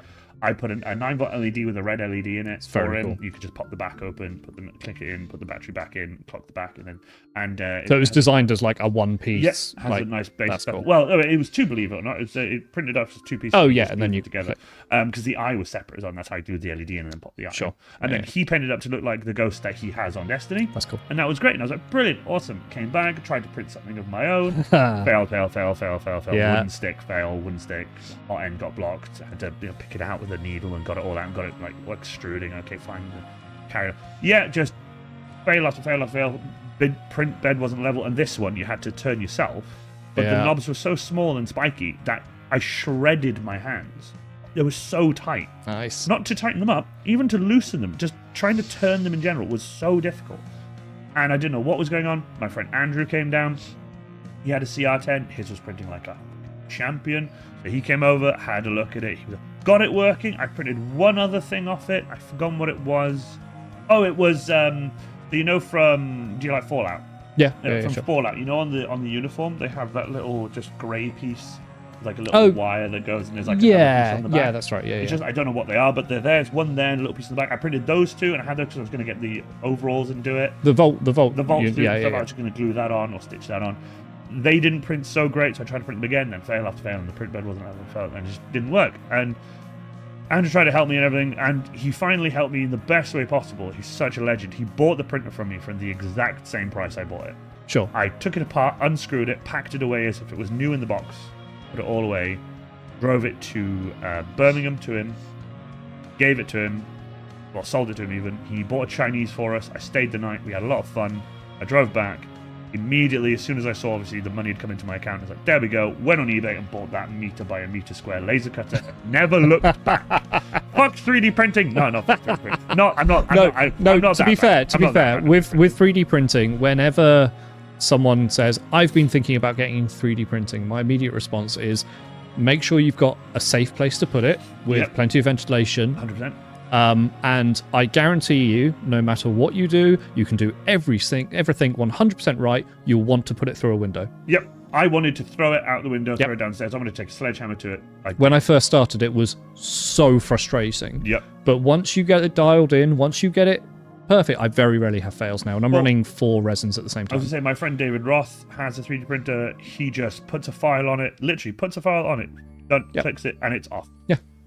and he barely has any fails. He has one or two. He said that the things didn't print quite right, or whether it's whatever. Orientation of the model or whether the film's but old. He's built this colossal Titan. Have you seen it? It's like this tall off the ground. I'll show you pictures later on his Instagram. Okay. David Roth is amazing. He's okay. I recognise the name. Yeah, extra cosplay. Yes. Yeah. He's built a huge Titan. That's cool. And it comes up to like it's one of my awesome. Goals with 3D printing is I've always wanted an 8080. Oh hell yeah! How big? I've got not life size, but no. But it's like, I want something like off the ground, like this tall. Not off the ground, but I kind of like the scale of the old toy. Yeah, the big one. Yeah, the big one. Yeah. And I've found a file. It will be mine. Like I said, with that now, I could probably buy a 3D printer now. They're reasonably priced, and they all have auto leveling, and like they have the extruder thing, which I can pull it out, and basically a lot of it can help you. Yeah. Unlike the printer I had, whereas all of it was manual. You ought to pretty much do it manually. Then CR10S came out, had auto bed leveling, and I was so annoyed. So angry. Yeah, I think filament printing was they're very, very different. Filament and resin. Filament and resin. Absolutely. I know much more about resin than I do filament. If my filament printer goes, I will have to take so long to figure it out. Yeah, of course. But fortunately, I got I've got a Bamboo P1S, which is like one of these fully enclosed ones with it's even got a webcam in there. These things. The PLA printer then. That's the PLA. That's the PLA one. And it is crazy quick. Oh, okay, good. It vibrates the entire workspace when it's going properly. God. Yeah, it's quick. Oh, can you adjust the speed of that then, or? I can. But don't. No, I like it fast. Yeah, it's great. Well, speaking of different printers and stuff, you mentioned the branding though. What resin printer would you recommend since you're doing resin printing? So I'm running Elegoo Saturns. Elegoo Saturns. You can't actually get the printers I've got anymore because I've got 1st gen and they are on like 4th gen now. Oh, okay, but they're still Elegoo. Yeah, still Elegoo. Yeah, still Elegoo or Elegoo. Elegoo, something like that. I don't know myself. So I would highly recommend them as a brand. I've had not so much luck with other brands, but as soon as I had one printer that was just killing me, and then was just it CR10 mate? No, it was a what was it I've still got it. It's parts and repair, but the parts that I needed to get to repair it you could only get from America, only from them, and it costs half as much as I paid for the printer. So I paid a little bit more and got my first Elegoo Saturn. It was plug and play, put it in, first print, perfect. I haven't gone back since, and I bought 3 more. Oh wow, that says something. Yeah, that's and so that is, it's the lowest quality of them, as in like resolution. Yeah, because I know there's different resolutions now, aren't there? Yeah, so you can go up all the way up to 16K. Technically, my Elegoo Saturns are 4K at that scale, but they print at a 2K scale. Oh, okay. At a 2K resolution. But you get really good quality prints from it. Yeah. It's mainly the files are more important than the actual resin, and how whether you, the actual printer, and whether you dial in your resin correctly. You got all the right exposures, and you got all the timings right, and you have a very crisp sculpt. Doesn't matter. Especially when you start painting it afterwards. Do they also have to have support? Yes. Like in PLA? Yeah. How do you get the supports off of resin printing? So I've managed to... You usually use clippers. So you just like clipping off a sprue? Yes. Then you have to sand them all down with all the... Depends how you do it. Yeah, if you've got like loads of little kind of bumps, then sand, or I just scrape it off with a scalpel. Scalpel or something. Fair. But I've sorted out my support settings to the point where a lot of it is just twist and pull. Twist and pull. So does it leave anything behind? It would not supports. It will leave markings. It will leave those little pot marked bits. But cleaning up something like that is no more labor intensive than cleaning up mold lines on a sprue. Fair. Well, if it's that easy, then I obviously think, me personally, I don't know what I would get. I wouldn't get resin. I don't need resin. If anything, resin's too small for what I would say for cosplay, unless you're going for like tiny. Yeah, no. I don't. This is going to be a spicy thing because a lot of my friends build props, full props, las guns, chainswords. Yeah. So much from 3D printing, all props and everything, axes, chain axes, all that kind of stuff. I hate that. I can't do that. Traditional prop making. Well, no, not even traditional, but like foam. Foam is great. Sure. Then details, nuts and bolts and stuff. I just cut them out with a laser. But nuts and bolts stuff, if you wanted hard plastic ones, 3D print. Yeah, absolutely. Amazing. I did a couple of bits for Merlin's lasgun.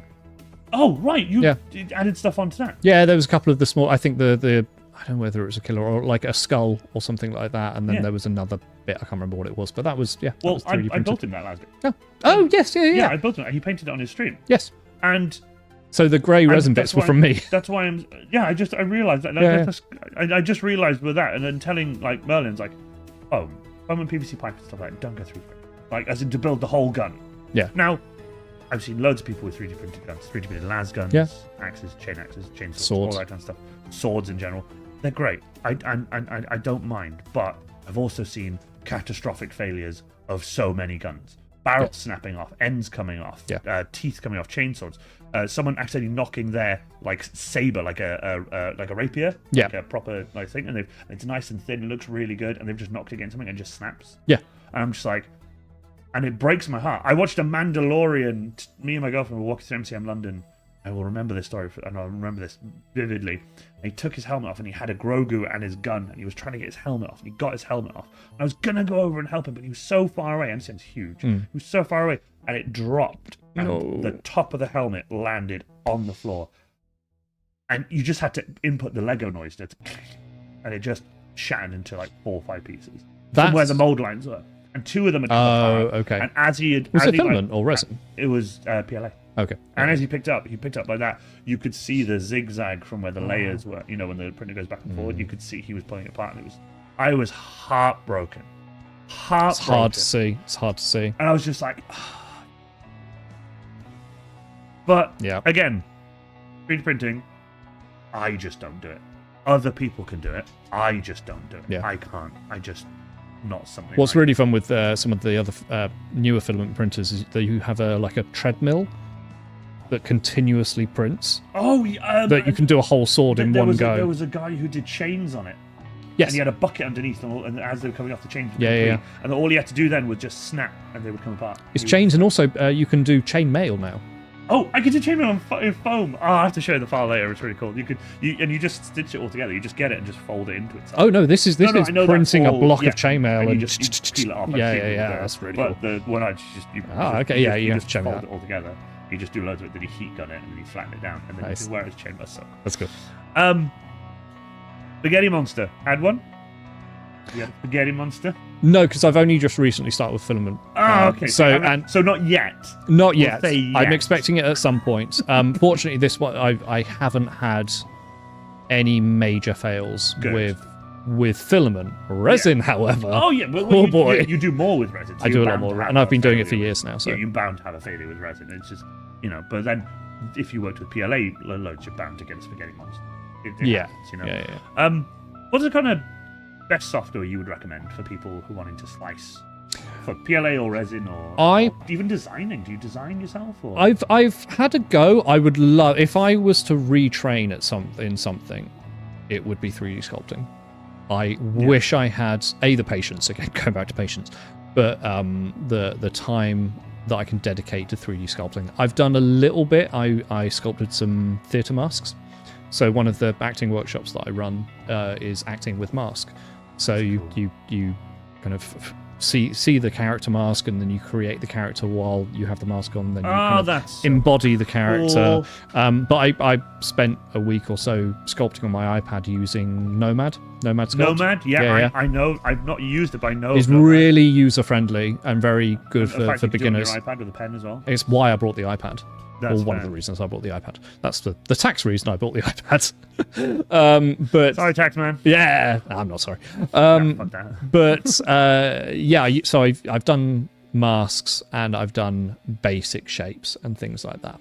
And I've had a go at sculpting faces, but I don't have the time to perfect it or put more into it. I'd love to. Slices wise, I use Chitubox. Oh, I was going to say, out of all the software you use, what would you say? I use Chitubox. Lychee's okay, but I'm kind of I'm used to Jitterbox, and it works for and it's my set. It's the settings I use, and it's what I know. And there's occasional annoyance. It's my comfort zone. I don't have any reason to change. I like that. Sorry, Lychee. I know you contacted me, but I'm sorry. Oh, did they really? They contacted me and said, "Hey, can you do stuff?" And I'm like, "No." That's still nice. That's still nice. It was very nice of them. What's your longest print? Whether it be resin or PLA, but what's your? It would have been resin, and the longest is probably, I can't remember what it was, but I know it was about 22 hours. Oh, flipping heck! Did you have to keep going back and checking that all the time then? And that was before so on resin printers you got something like zoom settings, where on standard settings you'd have the lift speed so when it after it finishes layer it will lifts up and it's set at like 40 whatever the measurement is. Yeah. I put it up to 40 like max it out, and it is just and it is real quick. Oh wow! And that just works. Yeah. Wow, that's fantastic. Yeah. Again, I'm so new to 3D printing that like I have thought about David Roth's printer. I keep forgetting what printer it is, but because like all the stuff he's had off it and how easy and how it always prints, and he leaves it on like for days. Yeah, printing these huge parts of his Titan and stuff, and I just watch it and I'm just like, I should get one of those. And they're a hobby in itself. It's a hobby in itself. Well, that's the thing. I have the space for it. You can see I have the space for it. And resin would struggle in here. Oh, resin would. I'm talking PLA. Oh, okay. Yeah. So, but I would. I might even take PLA into the house. I don't, But the thing is, again, like, just don't want to leave it here. Yeah. So then I'll leave, and I just want to leave it here, and I don't want to have to be here to watch it either. So so if I'd come down here, I'd put a print on or something. But like I said, I'm not printing anything big. But his print is quite big. Yeah. So I'd probably get something smaller. But then again, I'm only printing I wouldn't print mental things. I would only print like detail pieces. Yeah. Things like that. There are some 3D print stuff I want to do ABS, and he prints them out, and they're these sheets with a texture on it. Yeah. And you get 5mm foam or 10mm foam, and you heat gun it until it's soft. You put it on it, you squeeze it. Oh, okay. Yeah. You take it off, and it leaves that imprint on it. Really cool. And I wanted to get a bunch of those and put them together, and then get like an old book press. Squeeze them down, just like move the handle. Bigger cast iron book presses. Yes. And just leave it there for like 20 minutes and watch it really press into it, and then you can like add it onto things. That's really sell cool. Like pre-textured sheets. That's what I'm saying. How cool would that be, right? And if the thing is, you could just move it. You could then turn it and then move it and turn it, and do it on a whole like sheet. It's very similar to using miniature bases and imprinting putty into texture plates. Yeah, it's Same and I think it's just really, really cool. Now, are you for or against the whole printing minis? Now, I know this is a mad question because you do print minis. No, it's fine. Right? No, it's fine. Now, what I'm trying to ask you is, there are some people like totally for like, yes, everyone should be able to print their own minis, stuff like that. Sure. But then a lot of people are also like, yeah, but now businesses are suffering. And so then some people are like, I've taken this Games Workshop model. I borrowed it from a friend. I put it into my 3D scanner. 3D scanned it. Now I just print them. Yeah. And it's like, okay, cool. And some people are like, for it. Most people are for it. I'm for it. But there are some people who are like, okay, but like, slow down, because shit's going down and people want to buy the official stuff. And now this is happening. And like, the Chinese recasters who are doing resin stuff, and now they're doing plastic. And it's like, oh, and they're really good, and it's like, I know Games Workshop is a massive company, but then you do think in the future, 5-6 years time, with all this 3D printing and stuff happening, do you think not just Games Workshop but other companies who are doing it, do you think they'll survive? Yes, they would. It might. What it really damages, or what it can damage, is local gaming stores. There's another example. Look at that's the main thing. Yeah. It will not damage Games Workshop whatsoever. Like mom and pop shops. Yeah. Who buy their stock from and then someone turns up with a fully 3D printed army and doesn't buy anything from the store. Yeah. I went to Games Workshop, my local Games Workshop, for years as a regular. Yeah. I very rarely bought anything from there. So same. I go to Games Workshop and I barely buy anything. Yeah, exactly. Because it's. That's the other thing. It's making things accessible. I price things on my website or products. Go to the website. Thank you. ALCHEMISTModels.com. I price things at what I can, not what I can get away with. Okay. But what I think is a reasonable price for that model from both ends. Am I going to make money? Cool. Is it going to completely shaft someone else by buying it on a reasonable scale? So on a single miniature, I'll charge. It depends. Depends on the mini. Yeah. Between £6 and £8 for a standard 2832 mini. There you go. I was going to say, let's say an Imperial Guard, but not an Imperial Guard. Yeah, standard like soldier. Character model. Yeah, soldier man. I would say around £6-7, something like that, and that's it only if you buy them individually. If you buy squads, then there's a discount. You would buy like 10, and you'd put them on the plate, and they'd print. Exactly. Do they print with the bases?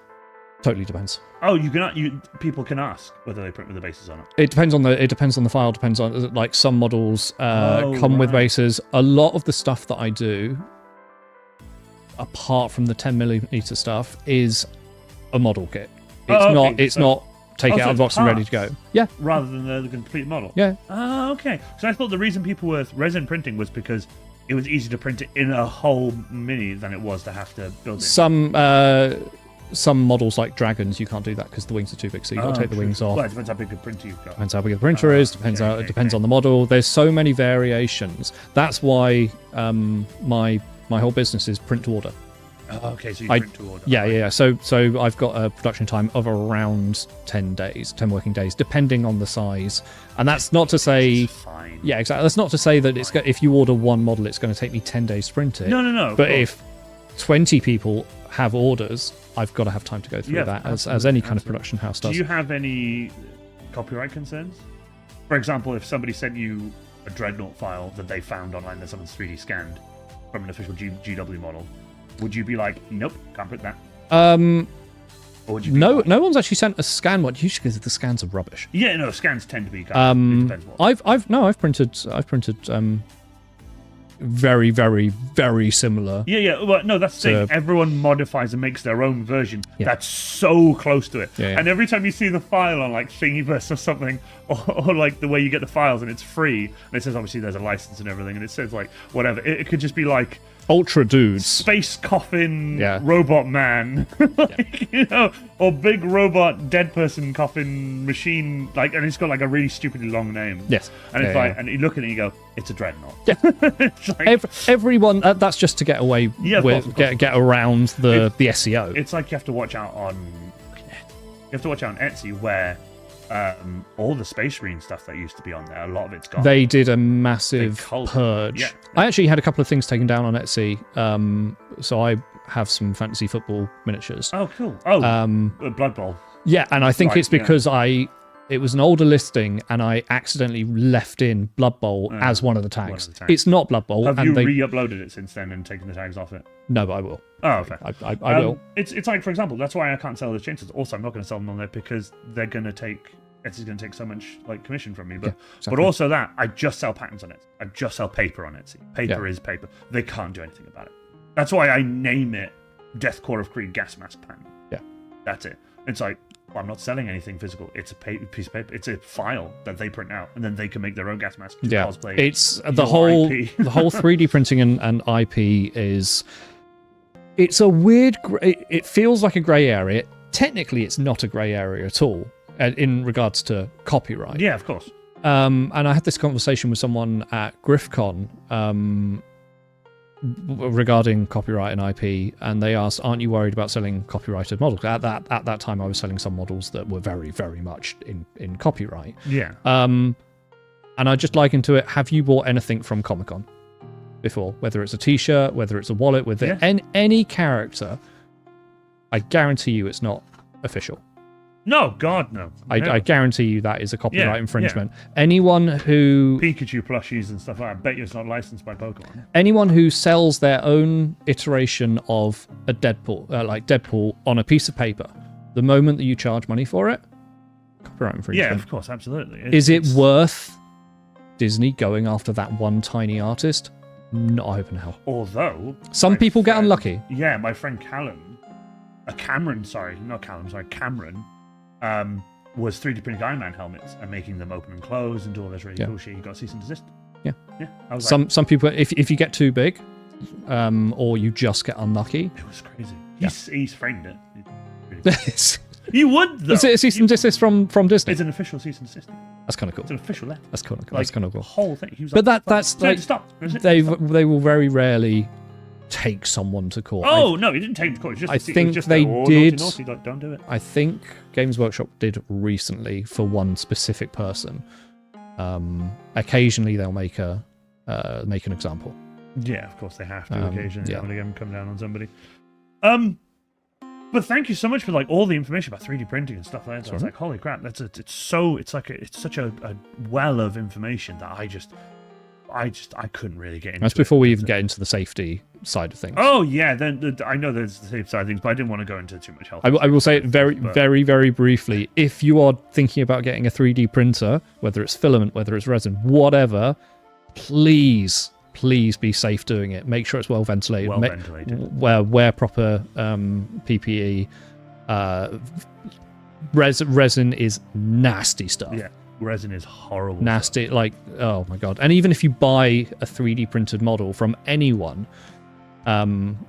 if does it need washing in soapy water? No, 3D printers don't. Nice. No, because the only reason you do that for things like Forge World or any kind of resin, yeah, sometimes it's the mold release. 3D printers don't have molds. Oh, that's cool. Yeah. But yeah, if you ever buy a 3D print or anything like that, and if it's slightly tacky, put it in direct sunlight. It'll be fine. If there's liquid coming out of it, bin it. Take a photo. Either get your money back or a replacement. Yeah. Accidents happen. That's fine. I've sent stuff out and someone. So it hasn't cured properly. Yeah, or especially if something's hollow, there's been like a pool of resin that hasn't come out and then didn't cure, and it's just leaked out in packaging. But you can, I think it's like contact dermatitis or something like that. That it's a skin irritant. Yeah. Don't bloody drink it. No, God, no. But so be safe. We have to move on to our third and probably final set of questions. Okay, cool. For this. Streaming. Now, I know this is pre-recorded. Again, I've been periodically checking my phone, and yeah, it's still down. Alchemist Models was coming up to the square and coming up to where my house is, and saw the pop-up tent and the open reach van. They're just doing its thing. I'm like, yeah, I drove past and went, yeah, this is going to be pre-recorded. So annoyed. I'm so sorry, but I really hope you guys check the links in the description and please watch the stream. I really appreciate it. I will be posting everywhere, and I'll probably ask yourself like, please go watch it, because it's obviously it's all monetized and everything, and I do make a little bit off it through ads and stuff like that. So it does help if you guys watch. I really appreciate it. So it would help me out. But we have to talk about streaming. How long have you been streaming? Now, I know you obviously started on Twitch and moving to YouTube, but how long have you been streaming? How long have I streamed? It was since lockdown. Yeah, it was. That's when I started. Going on 4 or 5 years then. Yeah. Yep. Oh, that's depressing. I know. I feel it. Yeah, so it was, and honestly, it kept me sane through lockdown because, and that's where I met some wonderful people. The community, as much as I'll bitch and moan about Twitch, the community in the hobby and miniature painting and things like that 100% is absolutely wonderful. And I've made some very good friends. There's no once I've said the community is bad. The community is always amazing. Even like your community, everyone's community I've met have just been so nice. And there's so much crossover. Oh God, yeah. There's people I go watch Valorant streams or something on YouTube, and then I'll meet everybody I know there. Yeah. I'll go to like Louisa's stream, and everyone, like loads of people. It's really nice. It's just nice. Yeah, it's lovely. But with your streaming and stuff, what is your streaming goal? Like, what's your streaming now? Oh yeah, because it has changed. It has changed. I want to be a general content creator. Oh, so not just streaming. No, not just miniature. Oh no, sorry. So on streaming, I mean. So yeah, the streaming is just miniatures. Oh, okay, cool. Right, fair. Occasionally, if I'm cleaning up the 3D printers, I'll put my phone up and I'll do something on TikTok. I'll do a TikTok live or something like that. Basically, I learned like you should if if you're doing something and it can be content, film it. That's what a lot of people have told me. Learned to limit that. There. Because I don't film everything. I think there's definitely a point where you start filming everything and then you realize that you're putting more effort and energy into making sure that you're getting good footage, which is important. Yeah, of course. And getting good content than actually enjoying what you're creating. Yeah, of course. So I make it a point, every now and again I will sit down, I will put all my phone, I won't even turn the computer on, I will just sit and paint and I'll just enjoy it in the moment, and then I can go and film something. But occasionally I'll just paint something for me, just to remind myself that this is. I've always tried, like for example, those 3 chainsaws. I built those here with my girlfriend. It was just me and her. Yeah, it was really nice. She built one because I built one already and I was doing the handle for it. And I said, "Can you just glue these together?" And I just showed her how to glue them together. And she was just gluing it all together for me and going at it and whatever. She did an amazing job. I can't even tell which one's whose. I'm looking forward to seeing them. Yeah, I'll show them to you later. And it was just really nice getting to do that, just me and her. You know, no filming or anything like that. Now, obviously, I've got the pattern coming out soon, so I'll be filming a tutorial for it with this table and the light and the cameras and everything. So then it'll be different. Then it'll have to be. Then it's work. Content. Yeah, exactly. And I'm filming and stuff. But what are some of the challenges you've faced with streaming? I've faced a fair few challenges over the years from when I started to now. Burnout. Oh God, definitely burnout. And we touched on it earlier. The not implied. It's that guilt for not streaming, especially when you have. And this isn't shouting. This isn't kind of calling anyone out in any way. Not. Absolutely not. But when someone in chat is saying, "Thank you so much for streaming. Your streams have kept me, especially through lockdown stuff. Your streams have kept me sane. I've really kind of held on to the fact that you're streaming, which is so nice to hear, and it's incredibly beautiful. But it does. As soon as you wake up in the morning, you're like, I don't feel like streaming, but if I don't, I'm disappointing someone. It's like you were saying, your stuff is already set up. I have to bring all the equipment down. We were talking about it earlier. I have to bring all the equipment down, set it all up, move the table out, move this. It's a big exercise. It's a whole. Well, you'll see, because obviously, fair play. Everyone so far has stayed while I've been packing up and helped me carry stuff up, which has been really nice. So you don't have to. Well, I was going to. It's very subtle. You have to go. Yeah, no. It's fine. But I'm just saying, because I've got stuff to do on the PC and I'll have to upload and do all that. I can't upload, but I'll do stuff. But like I've been saying now, I bring all the script down. I've been in the house and I've gone up. Either it's a bad mental health day or I'm not feeling great, and I'm just like, I haven't got the energy. Or it's just cold. Or down here. Or it's just cold. Yeah. Or if the weather's really bad, because I have to carry all the equipment down from if it's absolutely pissing it down. Luckily, the microphone doesn't pick it up. Right. Microphones don't pick it up at all. These ones don't. Just like carrying it down from the house. Oh, just carrying from down. Yeah. It's ridiculous. So I have felt really bad cancelling streams. Now, sometimes I've had to cancel it for genuinely, everyone would be like, we don't blame you for cancelling it. You have, that's something you can't, ill health and things like that. Yeah. Family issues and such. Or events, whatever. You're not around. But I have had it to the point where it's like, I want to stream or I have no content, and I feel like I'll do another Just Chatting stream. And I love doing Just Chatting stream. But it gets to that point where I was like, I feel like people are paying, monthly for their subscription on Twitch at the time, and they're not getting what they're paying for, and I felt so bad. But then everyone in my community is just like, we pay you because we want to support you. Yes. Do what you want. I think that's very important because to remember. It doesn't matter what you produce. You're doing all of this stuff. We enjoy it. We're there to chat and whatever. And it's like, so nice, but there's still that guilt. There is. I need to stream. And I tried to stream twice a week, and I did very well with it. And then obviously I stopped over the winter because it's too cold down here. Yeah. It's cold now. And it's just gotten to that point where you're already tucking your hand. Yeah. And it's cold. I get cold easily, so yeah. And we've been here, oh my God, almost 3 hours. Really? I think. Holy shit, yeah. It was 1-ish before we started? Yeah, around then, yeah. Has it been 2 hours or 3 hours? 2 hours. 2 and a bit. Oh, thank God. 2 and a bit. I completely forgot what kind of time. We've still got quite a few questions, so we could... No, we do. But we also have you're moving to YouTube now. Yes. I have moved to YouTube. Yes. Because Twitch is a dick. I have moved to YouTube. I explained to you that I did that stream.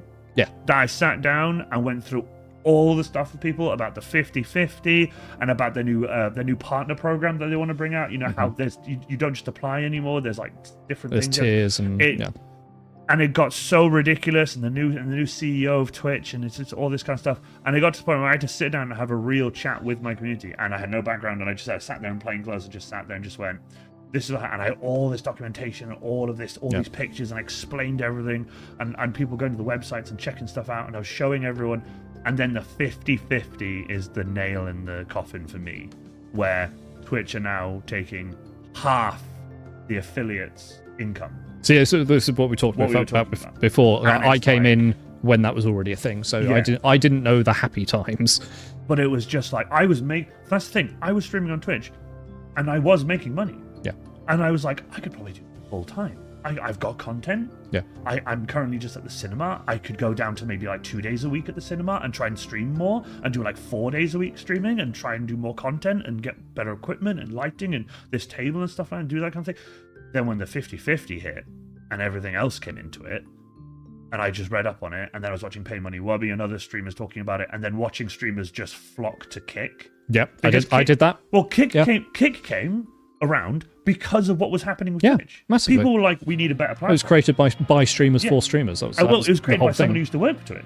Yes. It got to that, that's why so much of it is like Twitch. And that 95/5 split was too good to not oh my go God, for. Absolutely. And the amount of time, oh God. It was like going to an overseas like gambling like conglomerate or something. Remember there was all this stuff that came out in the news? I don't know. So I have a Kick account, but I didn't move to Kick. I just looked. I fully moved. I left Twitch for Kick. Oh, you did actually? How was it? So... And it was daily pays. You would finish a stream, you would got paid that day. It was that 95 split was true. That was totally true. Yeah, but was it same day payout? People were saying I think it was like next day or like depending on when you streamed. It was really quick. So it was really quick. Was it like that? Yeah. Was it good money? It was really good money. Did you get your community there? The downside to it or was... did your community go, no, I don't want to... Some of the real loyal... the real loyalists. The OGs. The OG community. A lot of them came over. The downside to Kick... There were a lot of downsides to Kick, but one of them was that people didn't agree with various things about the company, therefore wouldn't support it. Or just people didn't want to leave Twitch for whatever reason. Well, Twitch was the thing. Twitch is known, it's safe, it's established. It's established, it's taxed and stuff. It's all above board. You kind of look at Kick, exactly. You just kind of worry about especially, and the whole gambling thing is something different, but especially because you go on the front pages, usually it's titty streamers and gambling. You could turn that off. They added a feature to turn that off. Back when it came out, I went on it. It was titty streamers. The whole thing was beta. The issue with Kick was the whole thing was beta. The whole website was beta. Yeah, of course. It had issues. Oh yeah. But so did Twitch when it started. Oh God, yeah. But people Twitch still has issues now. Yeah, exactly. There's no website that doesn't. Even YouTube does. Like, it gets to that point where nothing is perfect. No.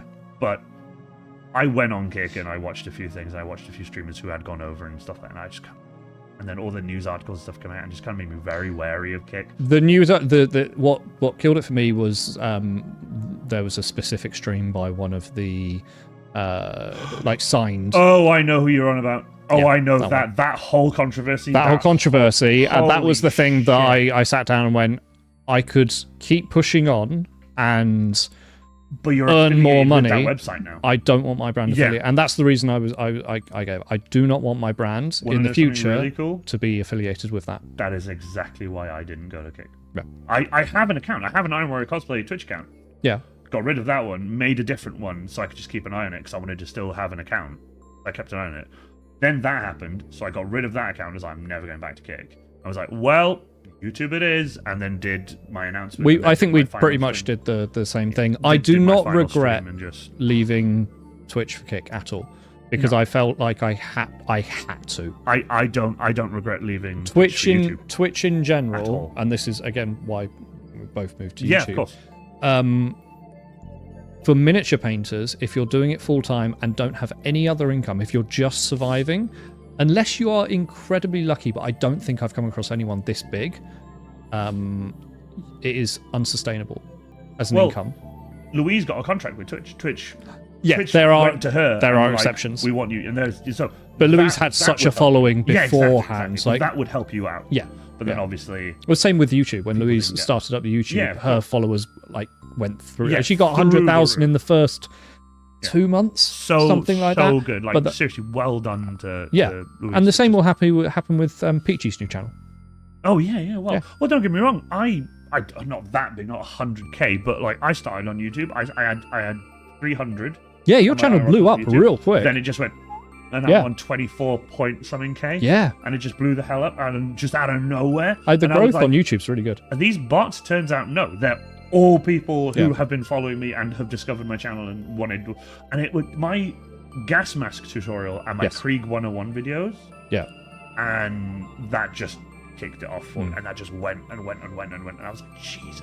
And it just, so I was like, good. And I didn't even reach 100 followers on Twitch. It's so hard to grow on Twitch for me. Yeah, and there's a ceiling on Twitch for miniature painters. Yeah. If you hit that ceiling and you're not making enough money, there were members in the community that were incredibly generous. Yeah. Oh my God. Yeah. And I call them oil barons. You know who you guys are. Yeah. I've got Witchlight and Apostle and some just friends of mine. Like they're just.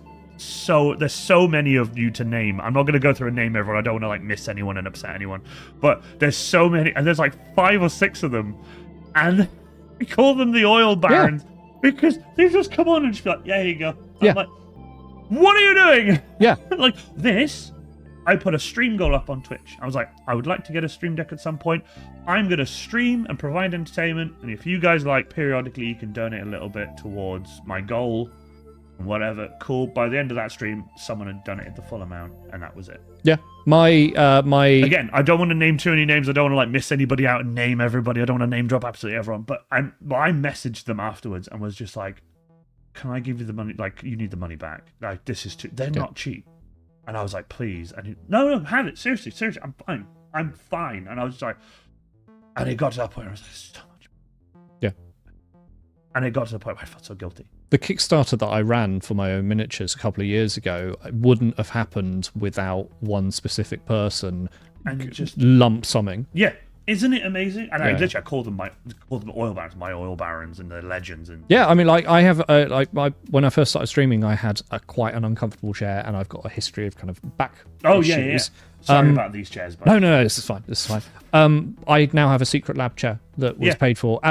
My back tattoo, because I made it a stream goal and I filmed it and I did a stream on my tattoo. That was paid by for a stream. Holy crap! I have the top of a Diablo back tattoo, and it was paid for by the community.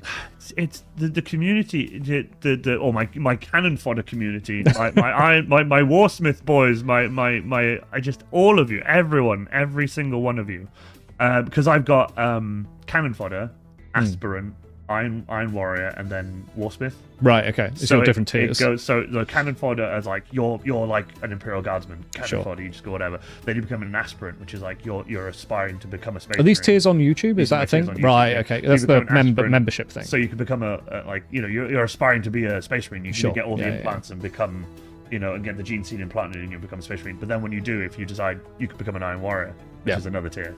But then if you're an Iron Warrior, eventually you get to the point where like you rank up, you've done several hundred campaigns, and then suddenly you're a Warsmith. Yeah. And that's the highest tier. And it's just really, really cool. I just thought did it like thanks to my YouTube community, the Twitch community and YouTube community, they were all like, "Oh, this will be really cool." We did it all on Discord, and they were like, "Do this." Like, there's so much input from the community. It's so amazing. So much input. And eventually, speaking of like name dropping people and stuff, what I am planning is I'm going to go through the Discord and through everything and just make sure that everyone who's a member or was a Twitch member or people who have donated large sums and have helped me over the years to get this, to get that, to get this, to get that, I'm making purity seals and stuff. Oh, that's and cool. I'm going to put all their names on them and put them on the computer.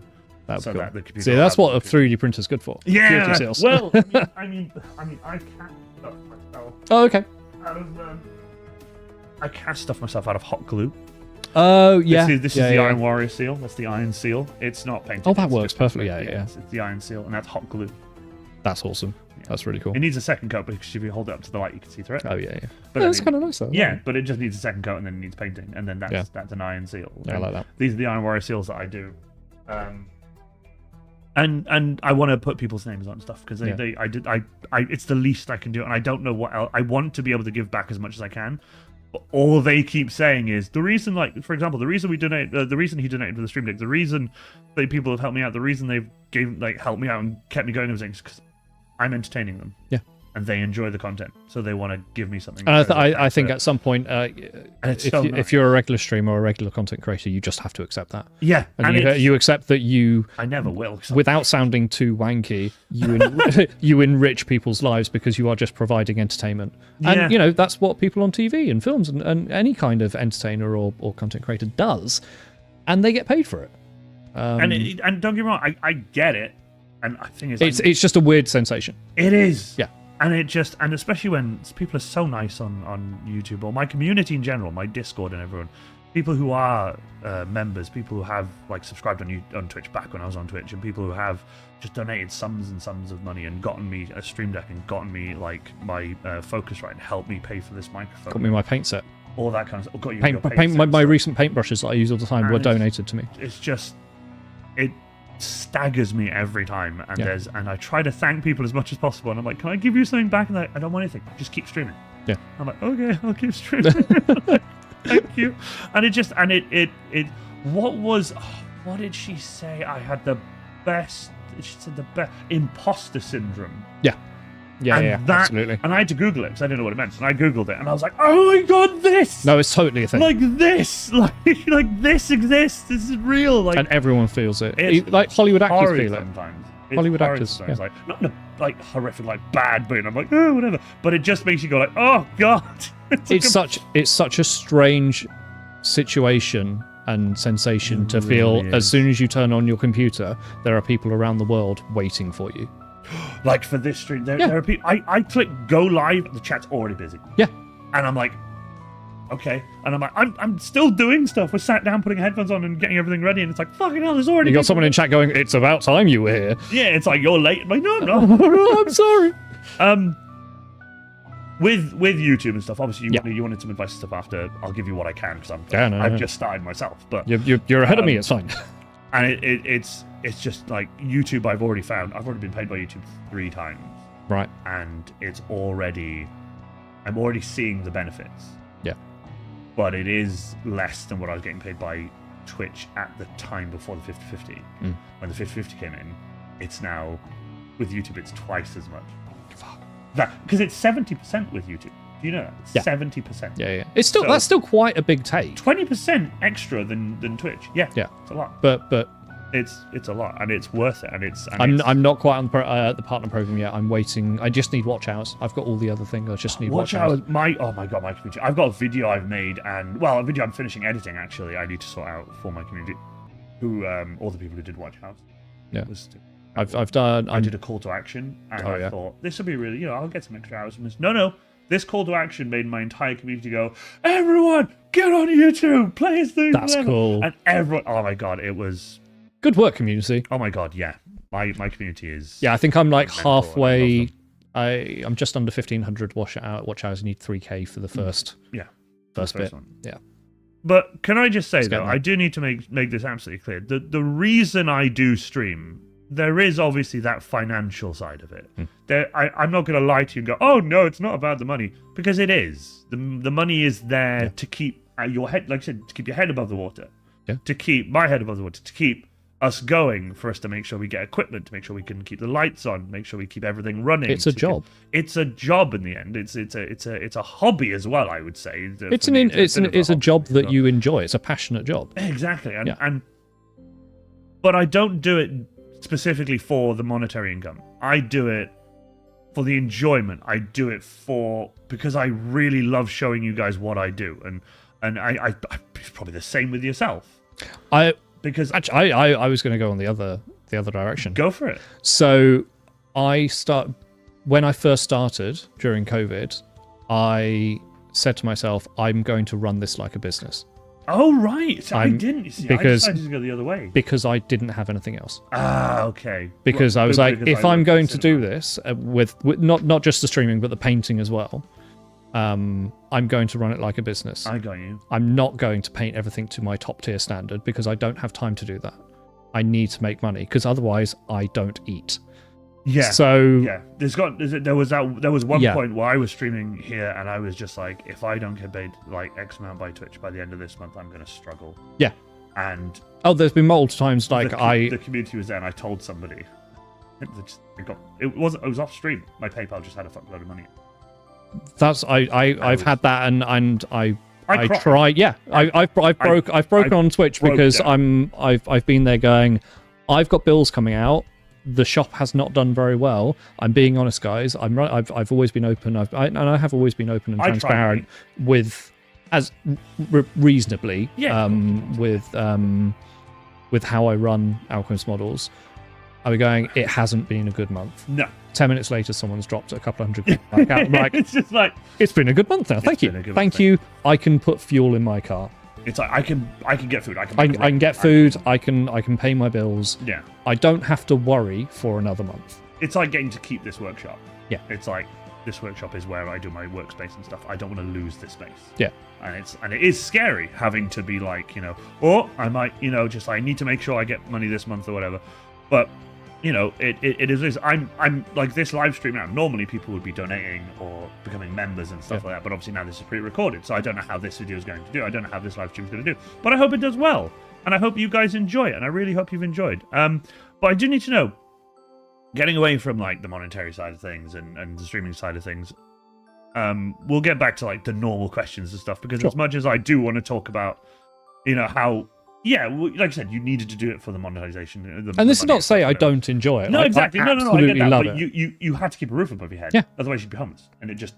I was also in a very fortunate position because I live at home with family. Oh, even better. Okay. Yeah. So I pay bills. I contribute to bills. Of course, I don't have rent over my head. No, I don't have anything like that. I fully acknowledge I am in a good position. Yeah, of course. Absolutely. If I was renting, I couldn't. Alchemist Models wouldn't exist.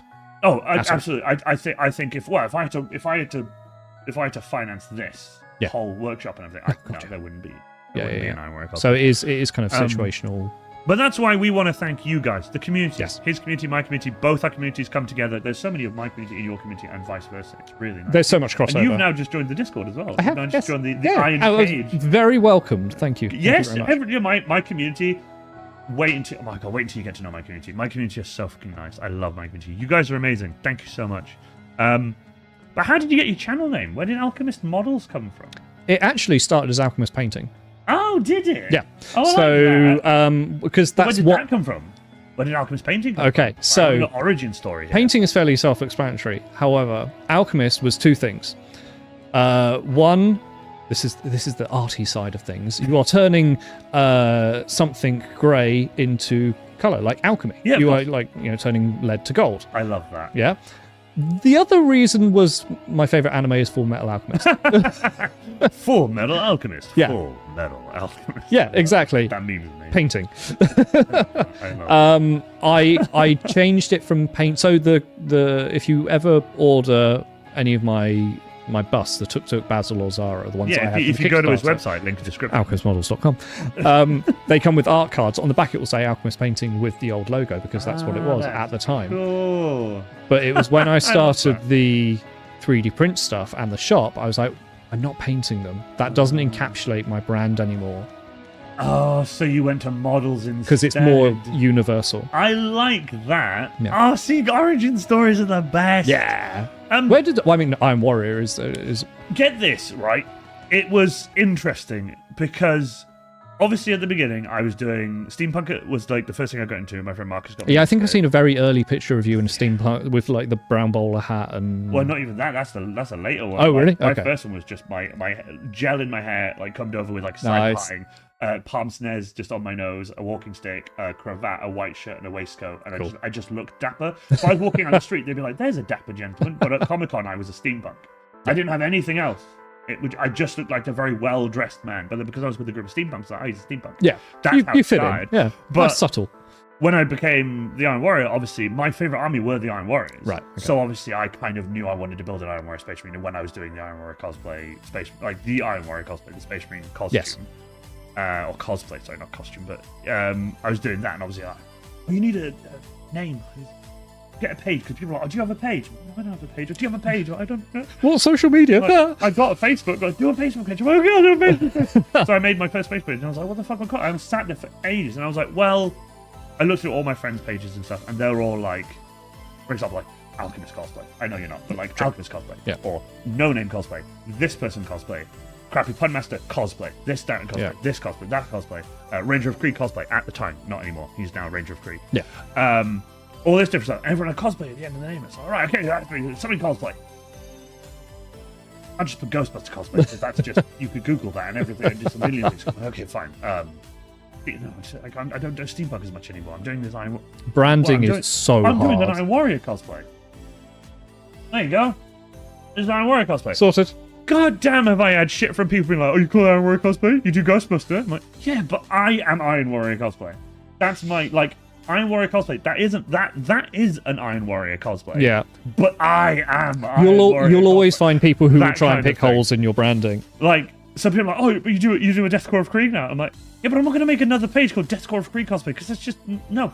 I am Iron Warrior cosplay. Very long, if nothing else. And my cosplays are Steampunk, Ghostbuster, an Iron Warrior Space Marine, hence the name, and then a Death Core of Krieg cosplay, and so on. Doesn't matter what you cosplay. Like, my friend No Name cosplay, she couldn't pick a name.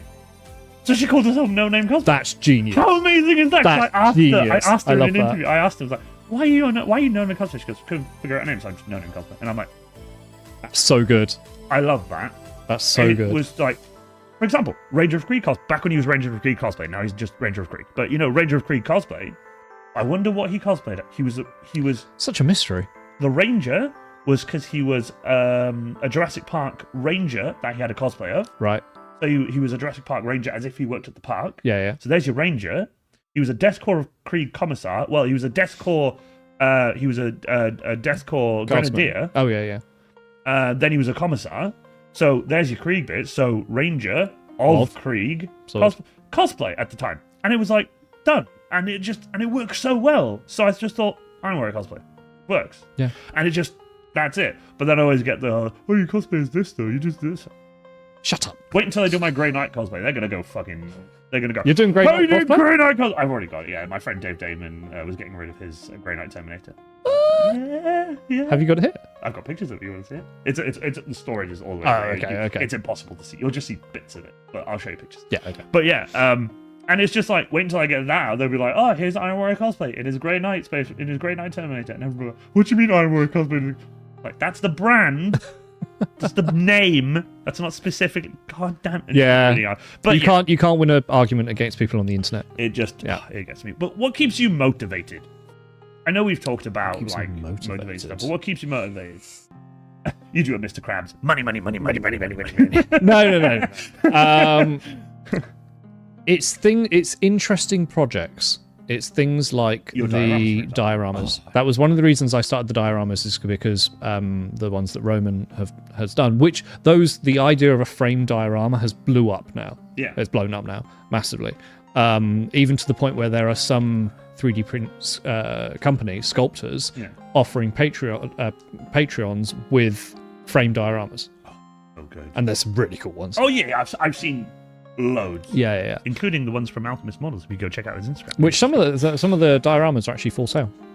Oh my god! They're on the website. On your website. Go to his website. Check them out. Go to his for sale Instagram, section. Have a look. Go have a look at them on the website. alchemistmodels.com. .com. Alchemistmodels.com. Go check it out. Link in the description. So it's finding, now that I'm not having to paint a unit on stream and sell it, I'm not painting to sell anymore. Oh, okay, I got it. I can either pick something from my shop and paint it to advertise it, Oh, right. and I have a wide variety of models on alchemistmodels.com. So I can showcase that, which is useful for marketing anyway. Of course. Or I can just go, I just want to make something. Because the shop is just keeping my head above water, Yeah. I'm not worried about I have to paint to sell. Yeah. I can just go, what do I want to create that will also just bring people to the brand anyway, in general. Absolutely. So that's something like the the frame dioramas, the most recent one, the 10mm one with the castle, the tower. It's things like that. Thank you. I really enjoyed doing that. It's things like that keep me inspired. It's finding new ways. It's the idea of painting that John Blanche style model, and then maybe do a diorama of it or something like that. It just keeps you going. Finding new and interesting ways to paint. Do you also ever feel yourself being like, I'm gonna go back to the old stuff I used to do? I want to do some of the first stuff I did, like just a basic painting of a singular model. So nice base. Yeah, I mean, the one I was working on what day is it? Friday. So the one I was working on Friday stream is a model from my website, but it was just a single model. Oh, see, I love that. I love that. It was part of a unit, but I was like, I like that model specifically. I'm going to paint that one and just try some new techniques. Oh, that's good. And film it and for content and bits and bobs and post it on Instagram and all that. TikTok and everything like that. I love that. I love that. With TikTok and Instagram and posting of stuff like that, how do you deal with negative comment? How do you deal? Because you say you go through comments, so do I. Yeah. And I have to deal with. I post Deathcore of Krieg content on my TikTok sometimes. Yeah. And it's not an Iron Warrior. No. Oh no, they go completely different. Why are you dressed as a Nazi? Oh right, yeah. Okay. Yeah. My filters on Instagram. TikTok even. If I show you the filter on my TikTok, you'll be there going. I can imagine actually. I didn't even know these words existed. Yeah. I've had some horrific stuff. So I deal with it by deleting the comment. Well, fortunately, they're getting better at filtering things like that. Copy and pasting the word, putting it into my filter, then deleting the comment and blocking the user if they're particularly bad. I'm talking when I say bad, I'm talking it has to be really fucking horrific. Yeah, I don't think I've ever banned anyone from I've blocked TikTok. Several people from TikTok because you've got a bigger following though, so you'll see. Yeah, Nazi comments. It's like fuck off, go away. That's so it's But how do you deal with that? Fortunately, so the majority of my my negative comments will be, speed paint. Why are you speed painting? Why are you using contrast? It's not real painting. So I can see why you don't block them, because it's kind of like you can reply to those. And I will. I do it because I enjoy it. Yeah, exactly. I will always open. I'm always open for a dialogue. Yeah, so am I usually, but and not to have a with conversation. People who comment that kind of stuff. No. There is definitely a line. But I had a couple ones recently on a mixture of TikTok and Instagram where people were going, "Oh, it's not real painting. Why? But this doesn't warrant a tutorial." What about people who don't know how to use contrast paints, like me, for example? Exactly, and I would go to that tutorial and be like, "Oh, that's how you do it." There were so many. Before I even responded, people of the community were jumping on and going, "That's what I love about my community." They were coming to my defense. I was like, yes! I've had my community and people I don't even know jump into my TikTok comments and be like, why would you comment something like this? You're a horrible human being. Yeah. Can you not also read the title? It says Deathcore of Krieg, Warhammer 40k. The hashtags are all Warhammer 40k related. Yeah. And it's us dancing to Venga Boys. Yes. I saw that. It was very funny. People are horrific. And he's like, why? Now, it's all decent stuff, all funny stuff, whatever. They're all Warhammer related. This is them after losing 90% of their regiment. That's why they're dancing. Funny. I love it. And I go through it, but then you go down to the review the comments. You click it, and there's reviewed comments that have been held for review, and you read them. You're like, oh no, the dark side of the internet. Dark side of TikTok. So what people see is all well and good, but then I have to go through all the crap. But it doesn't get me down. It did at the beginning, the very first time I posted me walking through MCM London. My girlfriend filmed me without me knowing. Filmed me behind me. Yeah. I walked MCM going to see some Warhammer 40k friends of mine. So we walked from the main entrance of the outside bit, not the inside bit. Walked from the main entrance to the under bit. At MCM where the little there's the concrete slab like that. Yes. You can go and sit underneath it in front of the green. We walked to see some cosplay friends, and my girlfriend filmed me, and a guy stood up and I saluted. But I had my las gun vertically, and I was just holding it. Yeah. And I saluted with my left hand. Okay, because it was the only free hand I had. Yeah. I was holding my las gun here. And I didn't expect the guy to get up and salute me. So he saluted me, so I saluted him back. Right?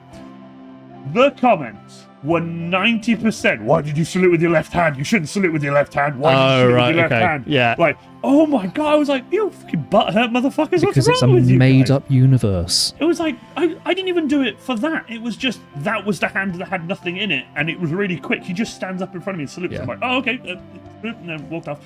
I wasn't going to stop, change gun, salute him, walk out. I was like, come here, I'm going to see my friends. Let's make this made-up character from a fictional universe historically accurate. Right? So, I got that, and I was like, fuck it, I couldn't be asked in the end, so I just like, fucking get rid of them all. I don't care. Fuck them. They can all go. And then the Nazi comments started. To the point where and I'm talking, they were vile. Yeah. They were, and some of them were towards me, like really going towards me. That might be like, the one person has seen it and then got a load of their group. Yeah. That's what I think it was. Like someone had gone to their Discord and been like, here's a link to this TikTok shit, fucking bomb it or Go whatever. nuts. Yeah. So I was like, okay, I turned off comments on all of my videos. Not just, I even did a post about it. I was like, because of this, I'm turning them all off. And I had this really nice conversation with Harry, my best friend, Ranger of Krieg. I had a really nice conversation with him. It was just like, fuck him. I'm like, you know what? Yeah. Turned on the comments back on everything, and then went through and went to the filters on TikTok, and I incognitoed on my PC and had to find every different variation of different words. Yeah. Put them all in. Yeah. And they still managed to get by them, like spelling Nazi NIAZZIA, like Nazia and stuff like that, and I'm like, come on, I mean, that's really? closer to Nazgul. Yeah, it's just, and so the different various subjects. Copy paste that into the filters as well. Yeah. It's gotten way chiller now because Yeah. people have either understood that they can't comment because I block their filters and stuff because the filter stops, They realise they can't have fun. or they realise that they're doing it to somebody who just doesn't care anymore. Yeah. I put the filters in, I don't care. If for those people, they're bullies. If you I'm bite, not going to then stop wearing yeah. my cosplay. No. Because I love it. No. Really hard at it. It's not historical. There's no context. There's no comparison between those two Exactly. things. So what really helps me is the fact that every time someone comments, whether it's positive or negative, it will drive the algorithm. Yeah. So even if two people are bitching and moaning in my comments, It's pushing it. it's pushing it. Cool. Yeah. Unless you say something absolutely horrendous, like the stuff that you do, I'm like, go nuts.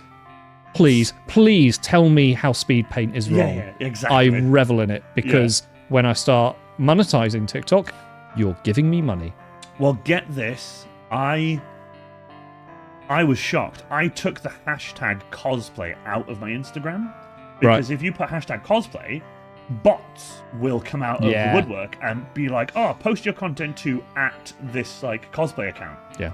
And you go on, it's always stolen images of like cosplayers and stuff. Yeah, I had the same thing. But they post a bunch of them. Yeah. And a friend of mine was like, no, leave hashtag cosplay in. I'm like, why? He goes, free comments.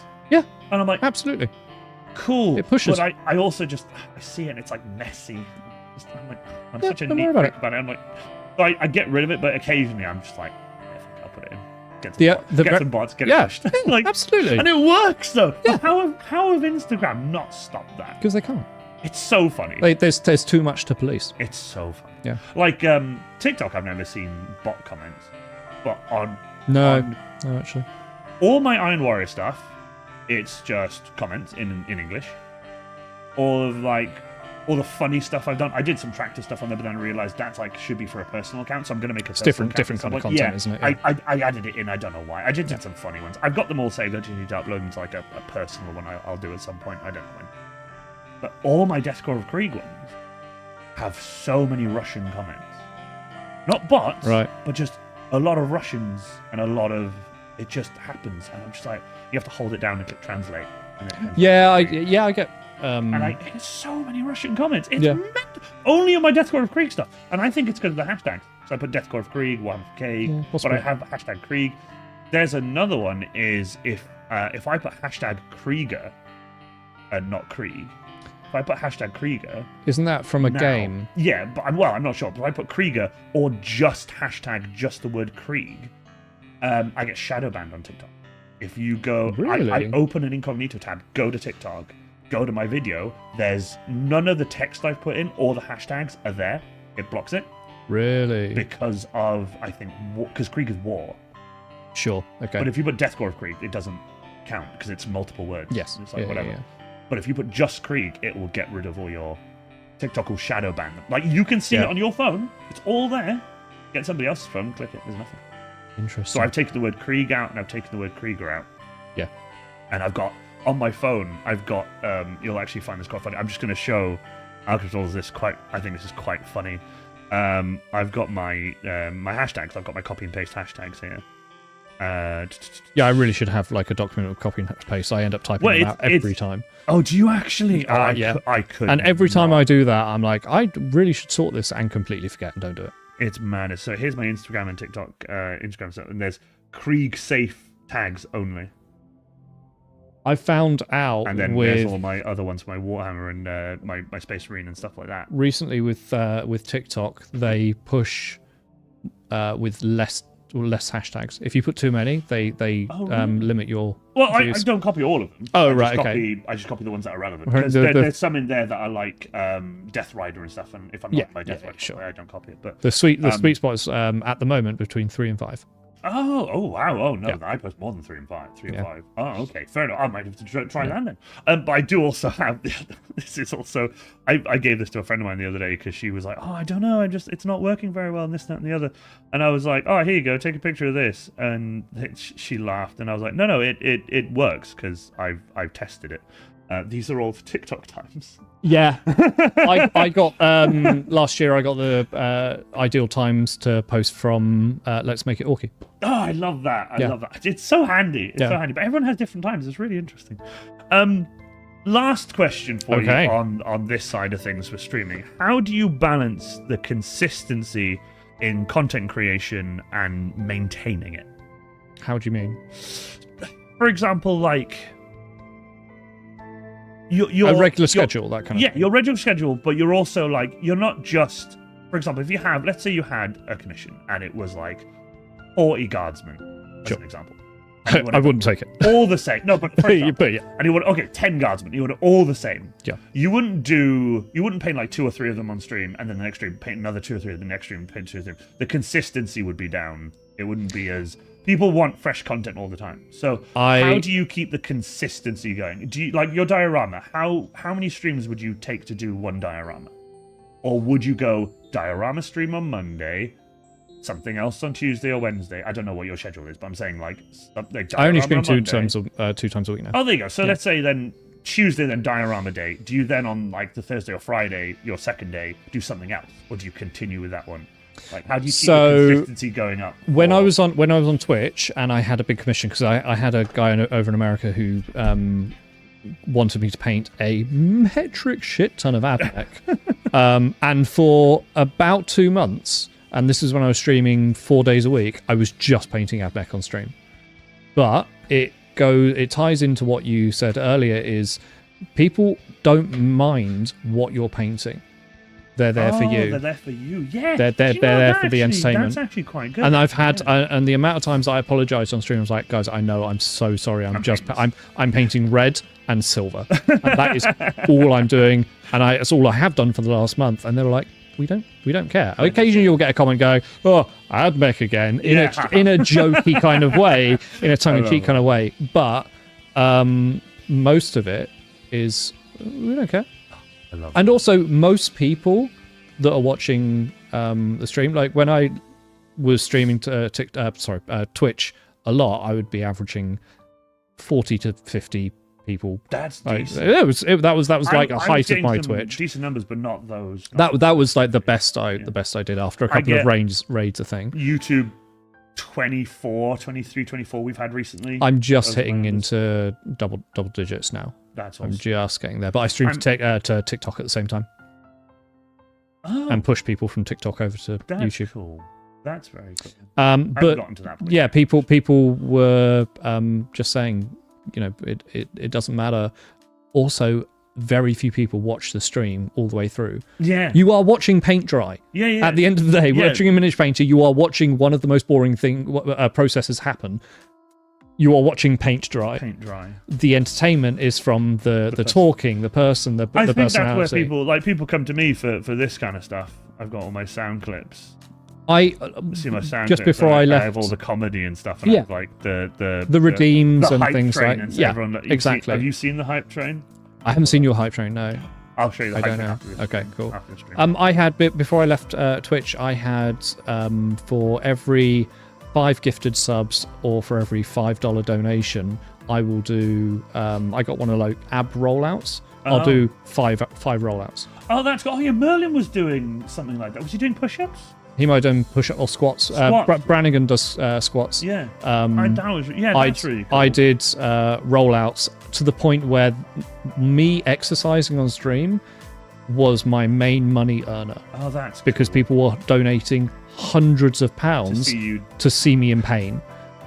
And there was one time where I did. I think the max we ever did was 275 rollouts in one stream. Jesus. I was fucked. I bet you were. But I paid for rent that month. I paid for bills. It was. I love that. I'm going to tell you this, right? This has been such a chill, not I'm saying the other ones haven't been, but I've been so worried. You saw me. I was a bit on edge, like because of the having to do it thing, because this is so new to me. I've never pre-recorded a stream. I've done videos. That's different.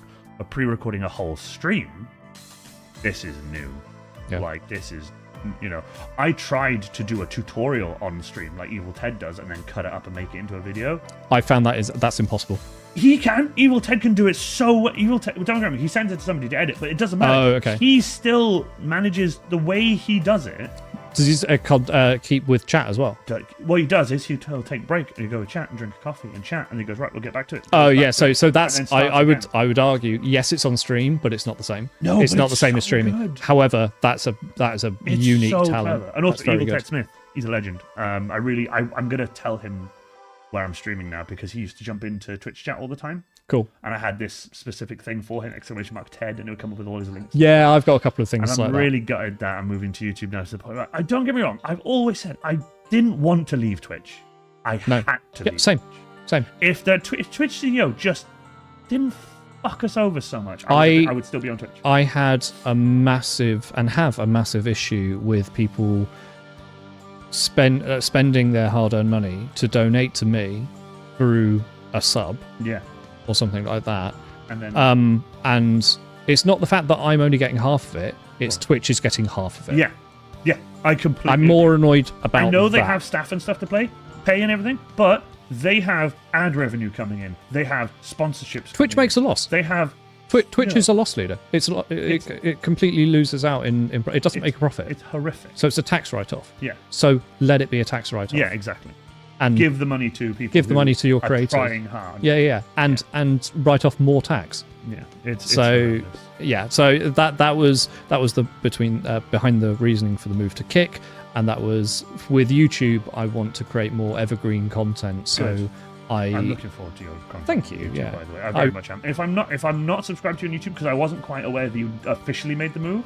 Yeah, I tagged you on YouTube because I knew you had a channel. Yeah, and I reposted it. And I'm still learning. The YouTube streaming is what I'm mainly doing at the moment, and I admit streaming on YouTube is not as good as Twitch. It's so different. It's very very different. And I have plans for lots of videos. My most recent hobby talks, I do tutorials, showcase, and some hobby talk stuff.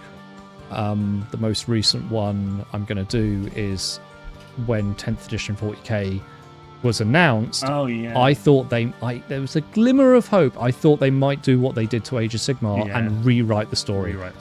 So the next video is my version of what I would have wanted 40k to go. Is it a long video? No, it's going to be like under 10 minutes. Oh, okay. Fair. It's going to be a whistle-stop tour, mainly because I went through it on stream one day and going, yeah, okay, this is content. I can make a video into this. I will annoy so many people because I've read one Black Library book in my lifetime and I can't remember it. It's going to be so good. There's some weird shit and weird ideas, and there's one particular idea that will piss people off. But it's either going to make my channel or destroy it. I want to do it early. Honestly, Alchemist Models, this has been so much fun. Thank you. I've really enjoyed it. I've been so worried, but I've been so relaxed. You've properly just helped me out, and it's been really nice. Thank you very much for having me. I do apologize again, it wasn't live. I'll have to get you back again for it to be live. I am more than happy to make the trip. We have to do this again sometime. Yeah. Well, like I said, season 6 will be coming, not soon, but season 6 will be coming up next, and I'm doing callbacks to old stuff, and I'll be getting new people on again. So I'll probably wait until like season 7, or I've got a podcast coming up if you want to come for a podcast. Sounds good. Completely different compared to this. It'll be much more chill.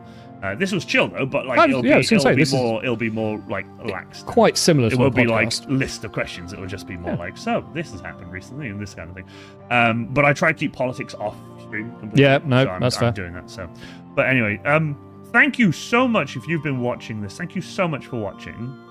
It's been a interesting stream in terms of like the fact that I've been worried about the hard drive, the SSD filling up, and making sure that I've been watching the clock. You've been seeing me occasionally going like that. I've been looking at the clock, and it's been a bit.